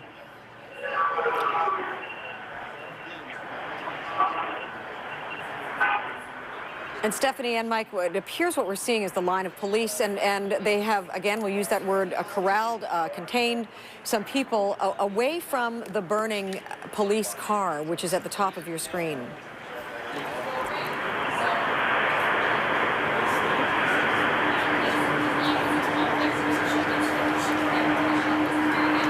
Mike Lane is there live for us, and Mike, they're at the ready. They're standing still. They're. Yeah, I would say right now I'm about 15 feet behind the last riot unit here, about 15 feet behind them, and make no mistake about it, they are ready.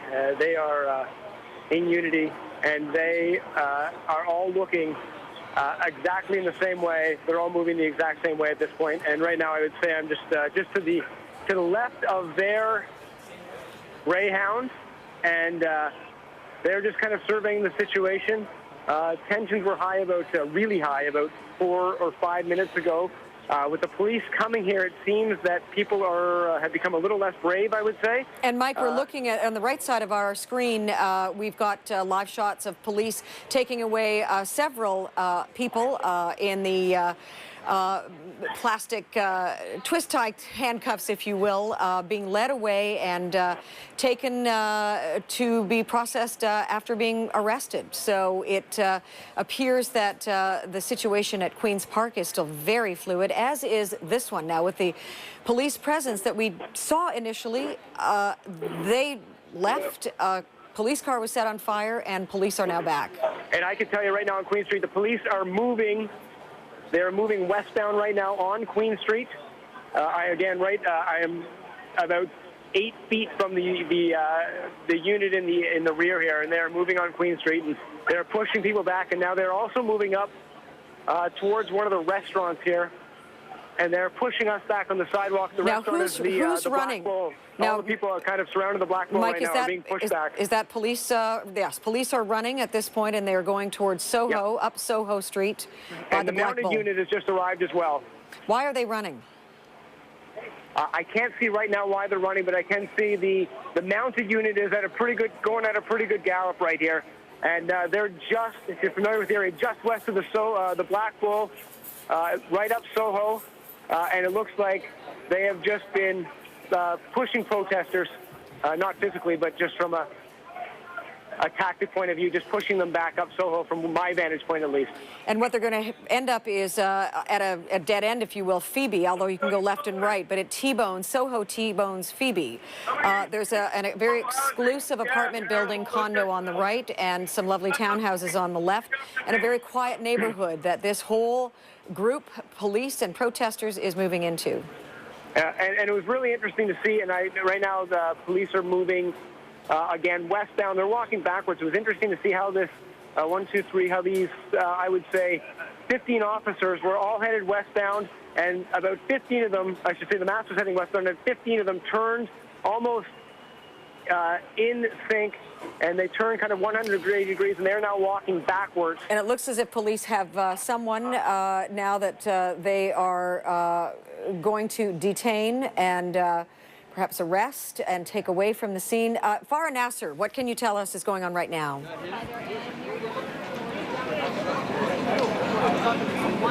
Farah Nasser. Farah is on the ground for us here at CP24, just a couple of blocks from our home here at 299. Farah, we're live. I can barely hear you. I'm going to go towards the shotgun mic. It might not be working. Can you hear me better now, Anne? Yes, much better. Thank you. Okay, perfect. I'm standing right beside the microphone of the camera. So, okay, we're looking down on Queen Street. On the sidewalk. Do it now, please. I got to go on the sidewalk. Come on, guys. Let's move on the sidewalk right now. The police officer just told us to move. What exactly is happening right now is that on Soho, remember what happened before, how the police forced us all onto Soho. That's what happened. And those demonstrators are now on Soho, but Queen Street completely empty at this point. We're seeing, I believe it's a hose that's putting on. Oh, yes, dear. There's a fire hose that's putting out the flames. I'm going to move to the other side of the camera. There, yes. There's a fire hose, but it looks like it's coming out of a minivan or some sort of van out there, because I don't see a fire truck, Anne. And police have moved us onto the sidewalk over here. So we're standing here. We're not in the middle of everybody who was put onto Phoebe. We're standing at the other side. There's a fire truck coming right now. All right, Farah, sit tight. We see the fire truck coming in. We also saw a little bit of running, an individual, not a police officer, and a van kind of careening through the area. You say that a hose is being put on the car. We see fire has arrived. Let's go live right now to Nathan Downer. Nathan, where have you positioned yourself? Hi, Ann. I'm at the corner of Queen and Spadina, just on the west side. You can see a fire truck just showing up here. And for the most part, there are demonstrators here along with people who live in this area, just passerbys and civilians. And some are watching the flames, cheering it on, and some are watching just in shock and a little bit saddened by this. You just don't see a police car go up in flames every day. Many are wondering, when are these flames going to be extinguished? And now with fire arriving, hopefully that time will be soon. There was a line of police officers earlier just standing along Spadina here, and they charged toward some of the demonstrators. They ran back, and now the line has sort of gone back toward the vehicle itself that's up in flames, the police car. And again, people are just watching. Most have cell phones and their cell phones are taking pictures, etc., just watching this as it takes place. And it's just very hard to imagine and hard to believe all this going on in the city of Toronto. And we have at least 3 situations going on right now. I'm going to bring Stephanie Smythe back into this. And Stephanie, we've got protests setting up at Roy Thompson Hall. We've got the situation at Queen's Park, and we are looking live now at pictures just down the street from our home here. A terrible situation on Queen Street West that has people stopping and gawking, and others fleeing, and police on the move. Can you give us any more information? Now, you recognize, as we both do from all of our times covering fires, that the fact that the smoke has turned white means that they're knocking it down, this police car on fire. Yeah, for sure. Finally, they are. And the situation at Roy Thompson Hall, I think, is for the most part dispersed, Dan. So we're looking at 2 hot spots, so to speak, in the city right now. One being this hot spot that's got the water being put on it now, and then the situation in the screen on the right, as you can see, at Queen's Park, where the police are doing their very best to disperse the protesters. They don't have any cars to light on fire at Queen's Park. I guess that's a good thing, Anne. They might be there a little bit longer, but the mounted unit is there doing the best it can, as well as the police in their riot gear, charging the people out of the park, dispersing the crowd, trying to get them all away from this area where they congregate, and trying to get things under control before, I would suspect, it gets dark in the city and it's going to be harder to keep a line on everything. Steph, Craig Kielberger wants to speak to all of us right now, and he is in the thick of things at Queen's Park. An on-the-ground view of what's happening. Craig, what do you see? Well, the group was pushed into Wellington Street where those 300-400 protesters dispersed and only left about 100 who were asking where to go. So we looped back to the region in the back where we witnessed at the corner of the exact corner of Queen and College, the police continuing to push forward on their bicycle units. Now, it's interesting that the majority of people here aren't protesters. They're onlookers, as you've been sharing, taking photos, video cameras. Two young people were taunting and teasing the police. They didn't have a particular cause. They had simply being out there. And in a stunning show of force, about 12.5 officers charged out, grabbed them, brought them to the ground, and delivered. And we captured this on film and then recounted to make sure that we're accurate, 8 blows as punches the people on the ground. It was stunning. In fact, I'm watching this right now. They're chasing after. There's straight plainclothes police officers running after one of their friends. There's police officers on bicycles. You couldn't even tell they're wearing ordinary citizen clothing. They have him on the ground. They're grabbing him. They just put him down again. They're hitting him violently in the face and in the chest. I'm witnessing 3 officers actually hitting him at the same time, and he's not moving. He's on the ground. 2 elbows, 2 knees, 3 knees, straight to his back. They now have his shoulders. I'm moving. They have their batons and they're waving at that knee. You would not know they're officers because they're plainclothes. They simply have an item on their shoulder that indicates as a band. Again, to my knowledge, this individual, he wasn't throwing anything, wasn't doing anything in particular, but he was with the other 2 that had been arrested just a few moments ago. I've been continuously saying on CP24 that the police officers have behaved in an extraordinary way, great calm. The past 2 arrests I've seen, though, have been stunning in their use of force. Multiple striking, 3 officers hitting, punches, kneeing continuously on this individual. They're throwing at our own team here, moving them back as they're moving them back across the police lines. The individual, I know no other words other than describing he was kneed 3 times, struck by 3 individuals, 3 officers while he was on the ground a number of times. This is not the restrained officers that I had seen for the past 2 days.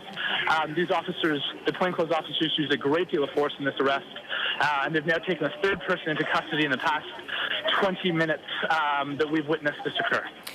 Craig, what else is going on around you? I know that you have been rattled by this, but we must get from you everything else that you're seeing around you. Obviously, the protesters have seen what you've described, how the police brought this man down. What is the response? What are you seeing now as a result of what you feel was a very different way that police are dealing with someone than you're used to? To be quite frank, there are very few quote-unquote protesters at the moment. There had been, at the corner where I am, this is not the northern part, this is not Wellesley, this is not where the protesters were corralled by the police. We were simply regrouping as a team with the CP24 truck preparing to leave, ironically, at this part where it appears to be very calm. Police officers not in riot gear, they're with their bicycles, no chants, and no one seated, no signs. The vast majority of individuals here appear to be more onlookers than anything else.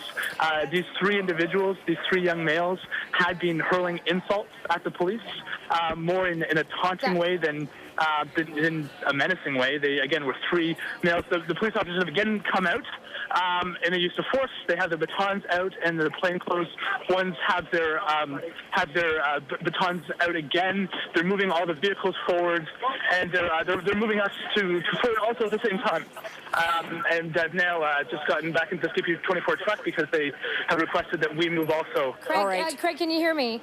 It's Steph. One of those people just being taken away is a news producer who was just taken into custody by two of the police officers that you were just describing, walking away. We saw him at the back.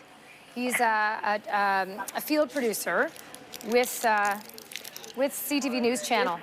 So we have him, we noticed this going on, and we're trying to figure out what the situation is. And you know what? This is something that we prepared for in the event that anything, our crews were in the thick of things. There's always a possibility they can get caught up in things. And we will, of course, be dealing with this and doing everything we can to sort this situation out. Stephanie, I want to take us live back to Queen Street West, if you'll join me. Things are becoming a little more tense and intense. Queen Street West, let's take a look, Steph, together. And Craig Kielberger, I know, is listening, and thank you for that. What we are seeing here is a gathering. It seems that there are more people gathered at this point. A long line of police as well. This is, again, a little bit away from the burning police car. Stephanie, what do you know about the situation at this point? Well, I know what you're seeing as well, and that they've reinforced here, and they're doing the best they can to do what they've been doing at Queen's Park, just to force these people off the streets, away from that. They're moving. They're going up Beverly Street now, right beside HMV. I think it helped that the fire was finally out in that police cruiser, and there's no more of a visual thing to gawk at and watch. And no transport to get them anywhere. That's the problem. Exactly, but they are pushing them on their way and continuing to do that. And it looks like, and they've got the ambulances there, which is new. We haven't seen those yet today, Ann. They've just arrived. The last time we looked live, we could see them there just in case. And, you know, again, and your theory about the strategy of police in situations like this, when there's been a very heavy day of protest, and some of it quite violent today. Police tend to like to be able to get control and disperse crowds as sun sets and as we get into the cover of darkness here in the city of Toronto. And just to update on just the force, or some might say lack thereof, with the police, the G20 police today, we know that there have been 33 arrests today, and that number, they say, is growing as a result of these protests. We know that they have no confirmation of injuries, and there have been minor injuries, I think, to people along the way. We know of just 3 from EMS earlier today, Anne, but nothing major. That's the best news we have. But during the time of the protest, they have deployed canisters of, not large canisters, but muzzle blasts containing individual applications of tear gas. That's where we got the confusion, tear gas or no, tear gas or no. There have been individual applications of tear gas, a handheld device to give a blast to someone individually. It's less forceful. The R1 has been used, and that's the beanbag bullets, not real bullets, by police.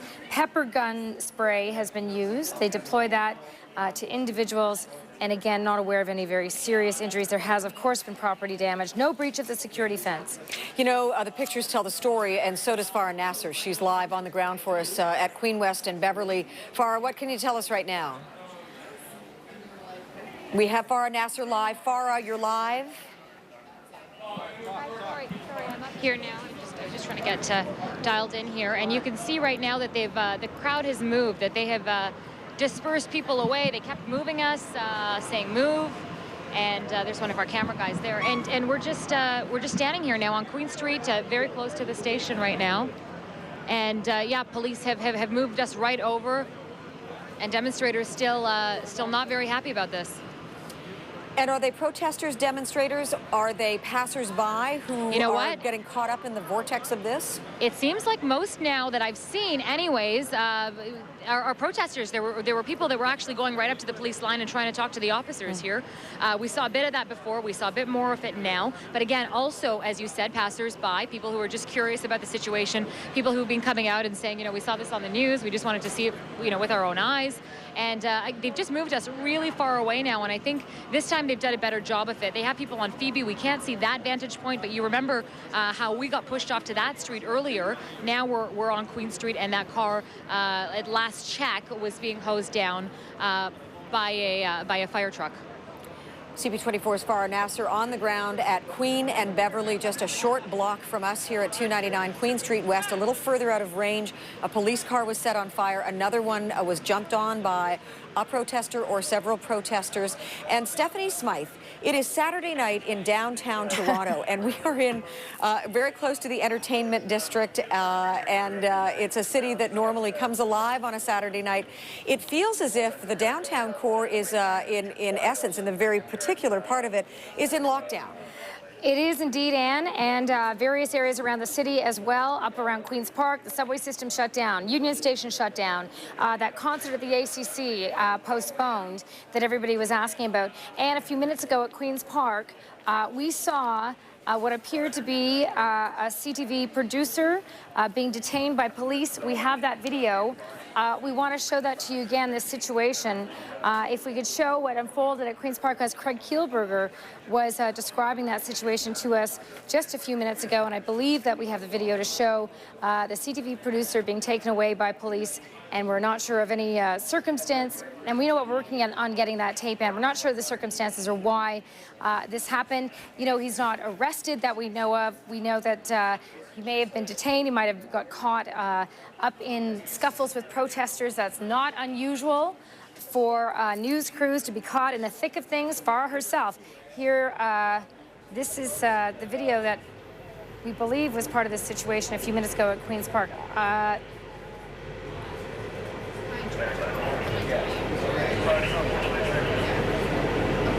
Now, if somebody could fill me in on where exactly this is, I'm trying to get a handle on this. Yeah, this is not the arrest. This is not what we were talking about, Anne. What we were talking about a few minutes ago was at Queen's Park, and we understand that there's a CTV producer detained by police, caught up in the situation. We're back here on Queen Street now. Yeah, and we've got the mounted unit lining up, and they've got the backs of the police in riot gear also lined up, and they're face-to-face with a group of protesters to hear tell from Farah Nasser. Farah, you're there live. Can you tell us why the mounted unit has now come in as reinforcement in that position? We saw them go up Soho not long ago, but now they've circled back and they are facing east on Queen West. The only difference I have seen, and as I've seen more people coming up to the police officers and trying to basically talk to them and perhaps instigate them. You can see, I'll let you listen in now. Listen.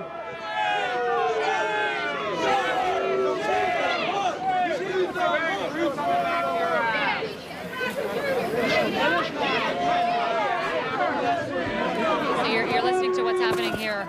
Bitch!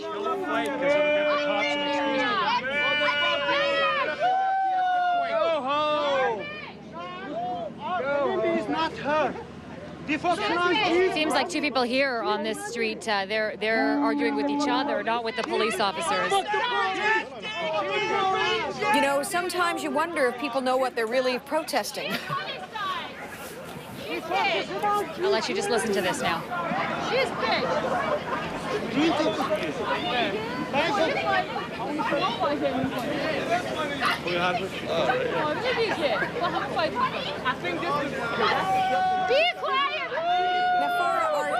The protesters, you mentioned this, they're fighting amongst themselves. They are. I don't even know if these are protesters or just passersby. They might be passersby, yeah. They could, and as I said earlier, that they were talking to the police. Now it seems like there's some sort of argument happening here. And but again, police are watching all of this. They have their lines strong, standing here. These are RCMP officers. They keep moving every few minutes, changing positions. So I don't know what that's about, but. And behind them is of course the mounted unit, Anne, as you saw. Any idea whether they were able to apprehend the suspect who allegedly, even though we saw it live on CP24, lit the police car on fire? I mean, it was... I did see them apprehend one gentleman. I'm not sure if he was the suspect. I can't tell you that. But there were a few people I should mention. I know we had said in the first incident we saw the same man who was dancing on the car that threw the paper ball and lit it on fire into the vehicle. But here it seemed like there was 4 or 5 people doing that, jumping on the car, banging the windows out, and lighting this vehicle on fire. There were quite a few of them. This could have been one of the gentlemen, I'm not sure. But they did definitely take at least one person away. And they're arguing amongst themselves, if you will, and police looking on. What have I done? I've done nothing. I've done nothing. Non-violence. It does, just by listening in, it does appear passers-by perhaps arguing with those that they think have incited some violence. I think you're right on that, yeah, Anne. We're back live at Queen's Park, and we can see that yet another person has been detained, is being taken away.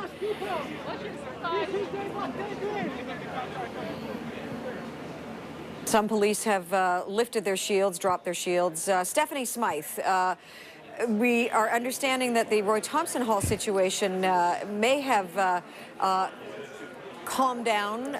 We're still keeping a very close eye on what's happening right outside our door at Queen Street West, but also here at Queen's Park, where right from the beginning, Steph, it was announced we're boarding up our windows at Queen's Park. And it was also made very clear that this afternoon it was a free place for the labor unions to have a peaceful protest and make speeches.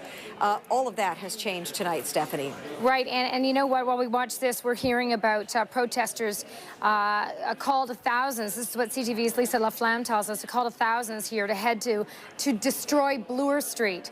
That could be the next destination for these protesters. I'm also told, Anne, that Toronto Police Chief Bill Blair is going to be holding a news conference at 9 o'clock, Anne, to update the situation in the city of Toronto. Of course, we'll be carrying that live.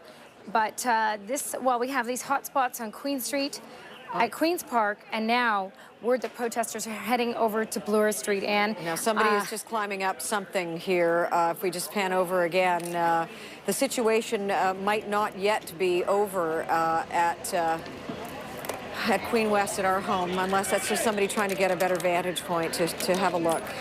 Or to have a moment, Anne. Yeah. So if they're heading to Bloor Street, I don't know how many of the stores there planned on boarding up their windows, Anne, but if it's anything like what we saw on Queen Street, that's the shopping capital of Toronto on Bloor Street for fine shopping. So we're keeping a close eye on what's going on with the protesters and their next choice location. And this looks like it's just a nice little sit-in for those folks on the scaffolding there. And they've got the bird's eye view of the mounted unit here on Queen Street, face off with backing up the police and holding back the crowd, or at least trying to push the crowd out of the way. Confirming Blair at the Direct Energy Center at 9 o'clock. Okay, yeah, confirmation. We will be carrying Toronto Police Chief Bill. Look at that. Yep, they're on the run. They're on the move. Yeah. Now, these are people, a combination of protesters, perhaps passers-by. Right. They're running toward us, actually, here at Queen Street West. We're not sure why. We're not sure what has been said to them. And those are huge horses. You can see that. And those to be are respected, to be sure. For sure. And those horses are so big, they're just in what's called a working trot, and that's not even a canter, not even a gallop. Now, what's going on? Do you see a flickering light back there behind the scaffolding? That's a good question. It looks like could be a reflection of a police vehicle. But these, the horses certainly back up the riot police on foot and help to chase some of the people on the street away. And look, you can see so many of them are just carrying their picture or their cameras, snapping pictures. And some of them mugging to our cameras as well. Enjoying every moment of it. And in fact, I think they're just trying to tell who's who here, where or who here might be prone to get things out of control. That bus carries the police who are in the riot gear. That's one of their buses. And sorry, Steph, go ahead. They were parked on Queen Street earlier. They left. And then that police cruiser went up on fire. And just to recap, we have had 4 police cruisers torched in Toronto today. And now they're back to to reinforce the officers who were there, who disappeared for a while that latest police cruiser number 4 was on fire. So we see the mounted unit following that bus. And these officers have their shields up now, Anne. Now, and this, for context, this is at the corner of Queen and Beverly Street. Beverly, if you head north from Queen Street, it changes its name to St. George at around the College area. And it's a major artery to get to and from a very busy Queen Street West. And police have lined up on the sidewalk and on the street. And the mounted unit is there, and people began to run just a moment ago. Now everyone again is at a standstill. Nathan Downer is on the other side of this at Queen and Spadina. Nathan, what can you tell us? Well, I can tell you there's lots of demonstrators here as well as onlookers, people just watching the scene. There's also a long, tight line of police officers on Spadina here at Queen, just making sure that demonstrators and onlookers stay back. The fire has been extinguished. There were many people that were just sort of standing around watching, and people just talking amongst themselves. Many are just in shock and in disbelief. Hard to believe what they're seeing, and many are wondering what's going to happen next. And a little earlier, the police line sort of drew back, and then it came forward. When it came forward, a lot of people just started sprinting along Queen Street, heading east. And then when police retreated, they sort of came back toward police. It's sort of this little back-and-forth game going on between demonstrators and police right now. And in the meantime, you got people with just taking their cameras out, taking pictures. Some are standing on their balconies. This is also not just a business area, but a residential area too. People taking pictures as well, watching this, wondering what goes next. And of course, as I'm talking, a bus has sort of planted itself in front of us. And I'm going to throw it back to you. Well, there seems to be great interest in the three fellows who have perched themselves on top of a demolition scaffolding as we look live here as well. And Stephanie Smythe, we're going to bring in Mike Lane, who's on the ground here. And this, I mean, the body language, Steph and Mike, at least as we're looking at this one individual on top of the scaffolding of a demolition company, it certainly has a message in itself. So, Mike, what do you see? Well, right now I'm about 6 paces from Beverly Street, and once again, as the police and the mountain unit pushed back there, everyone had kind of had their head on the swivel, and I'm not sure they knew why they were running. Once the first people start running, it seems the entire mass, rightly so, starts running. I actually just saw a guy, probably about 25 years old, just prior to the police moving, throw a rock right to police. I went up and asked him, you know, what prompted you to do that? Why, you know, what prompted you to do that? Why did you feel the need to do that? And he just said he doesn't like police in friendliest terms I can put.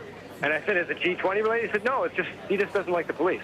So, you know, a lot of different people out here, a lot of protesters, but I would say it just feels to me as many protesters are out here, as people just kind of stopping by for a picture. I've seen families out here. I've seen grandparents. In fact, I was just talking to an EMT, who, an emergency medical technician, not to be confused with EMS, but emergency medical technician. He's a volunteer. He just told me they have not had any sort of training for this. He's lost his crew. He's now by himself. And he said alone, he's treated about 10 people today. And the treatment, what he was doing mainly, he said a lot of head injuries, as well as, oh, here go the police again, the amount of police. They go, and so do we. And now they've just turned up Beverly. They're going north on Beverly as a unit. And more things being thrown at the police right now, and a police officer was just hit. Oh, no. Oh, he's off his horse. And they're turning back. Or at least have stopped. Yeah, something's just inspired. We are running. Something is just inspired. We have no idea what it is. We saw a lot of sparks. And I think that was the last straw, that police officer getting hit.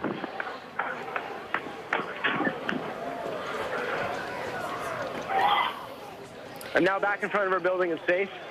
All right, now police have mounted the scaffolding. They're dealing with the 3 individuals sitting up there. The officer who was off the horse, Mike, I know you're running toward our station. Yeah, no, I can stop in front of our building. I might duck into our building here in a second. Okay. I can see the mounted unit moving at a good pace, and so are the protesters. Yeah, and they're right out there. People around here. They're right outside our door now. Yeah, the amount of police. Oh, it looks like someone just fell off the scaffolding. Or something did. It's hard to tell if it was someone or something.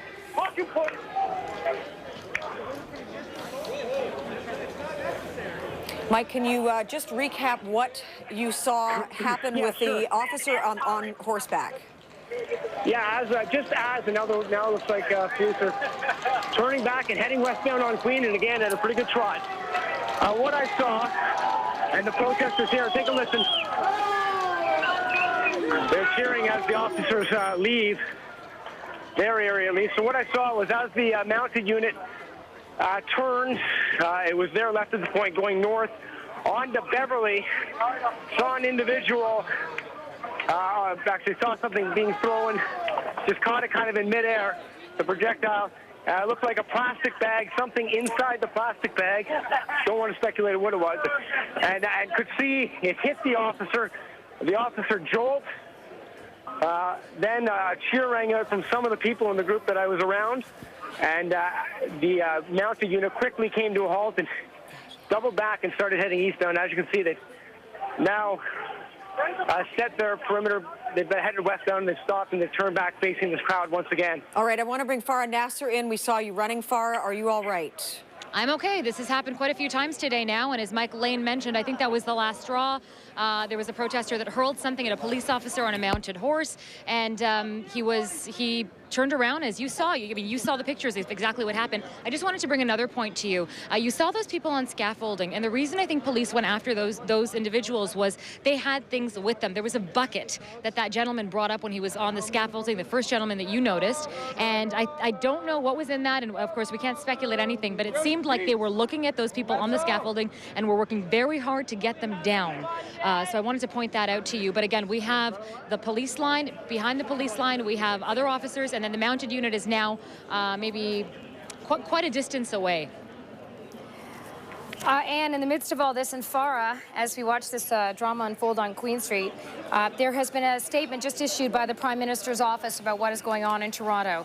It is from Dimitri Soudis, the communications director from the PMO, and the statement goes on. It says, "Free speech is a principle of our democracy." Guys, they're still hurling things at police. But the thugs that prompted violence earlier today represent in no way, shape, or form the Canadian way of life. Again, that statement just issued by the PMO. As we see, unbelievably, an officer, a mounted police with a mounted unit, struck and knocked off his mount. It didn't appear that the horse was damaged. We know that these horses are highly trained for these kinds of situations, and they wear the blinders. They're working horses. This is what they do.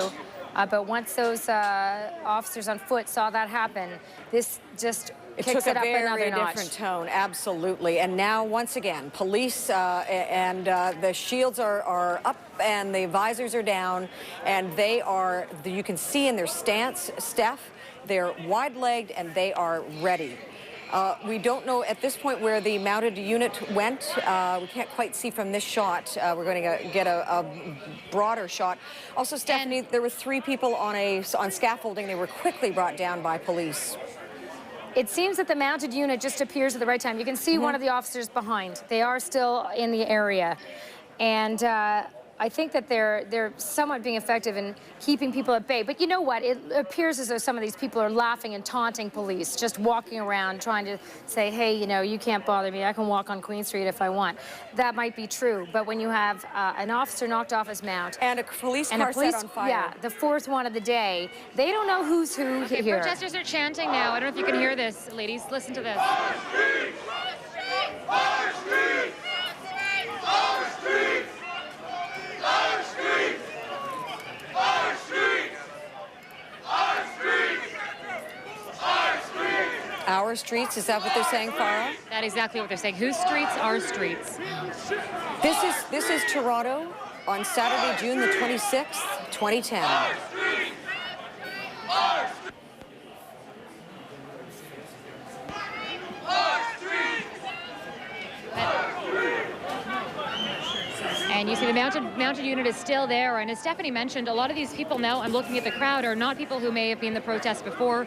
There are other people as well who just, people who just saw what was happening and wanted to be part of it. And now they're just saying that they're upset, that this is our city, we want to be part of it, we want to walk on Queen Street. If we want to do that, we should be able to do that. And so is there issue with the protesters or with the police? No, I think it's now the issue has shifted. I think it's now with the police, and I don't think that the majority of these people were part of the demonstration earlier. There are some people who are, but these are just other individuals that may live here or just may have come here. You can take a look at the crowd yourself and see, but there's a lot of new faces I'm seeing in this crowd than we've seen in the past few hours.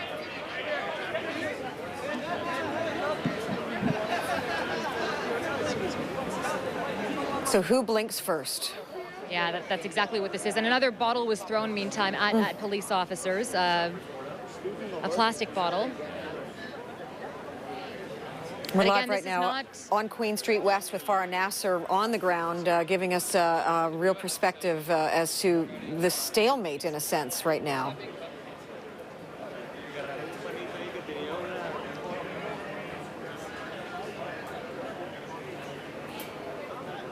We have Police Chief Bill Blair. He's going to be speaking live at 9 o'clock in just a little over, right now, exactly 5 minutes from now. And it will be very interesting, Stephanie and Farah and everyone, to hear what the Chief of Police for the City of Toronto has to say about how this day has unfolded. And obviously, it's not over yet. Here is Bloor Street, where thousands of people have gathered to walk the streets, and I need a cross-section here, Yeah. Stephanie, if you've got that. I'm trying to figure it out myself, Anne. Isn't fact It that looks is Bloor West past Bloor where? Is this near Yonge Street, or we're trying to? I'm trying to get a Yonge and landmark that I Bloor area. recognize. And are they? And they're heading west on Bloor Street toward St. George. We're just trying to get a handle on this location on Bloor Street, if anyone can let us know. We are going, this is Yonge and Bloor going south on Yonge Street. Okay, I thought that didn't look like Holt Renfrew anywhere around there. That's right. It looks a lot more like south of Bloor Street. Now, George Lagajanis is in the crowd there somewhere from a safe distance, of course. George, what can you tell us? Hi, Ann. Actually, I'm not behind the wheel, but I'm in our breaking news vehicle, Blizzard. And yes, we are indeed on Yonge Street going south. We are actually at the intersection of, and I can't see it, Isabella. So we're at Yonge and Isabella, about 2 blocks from Yonge Dundas Square. Now this is the crowd that was on Bloor Street.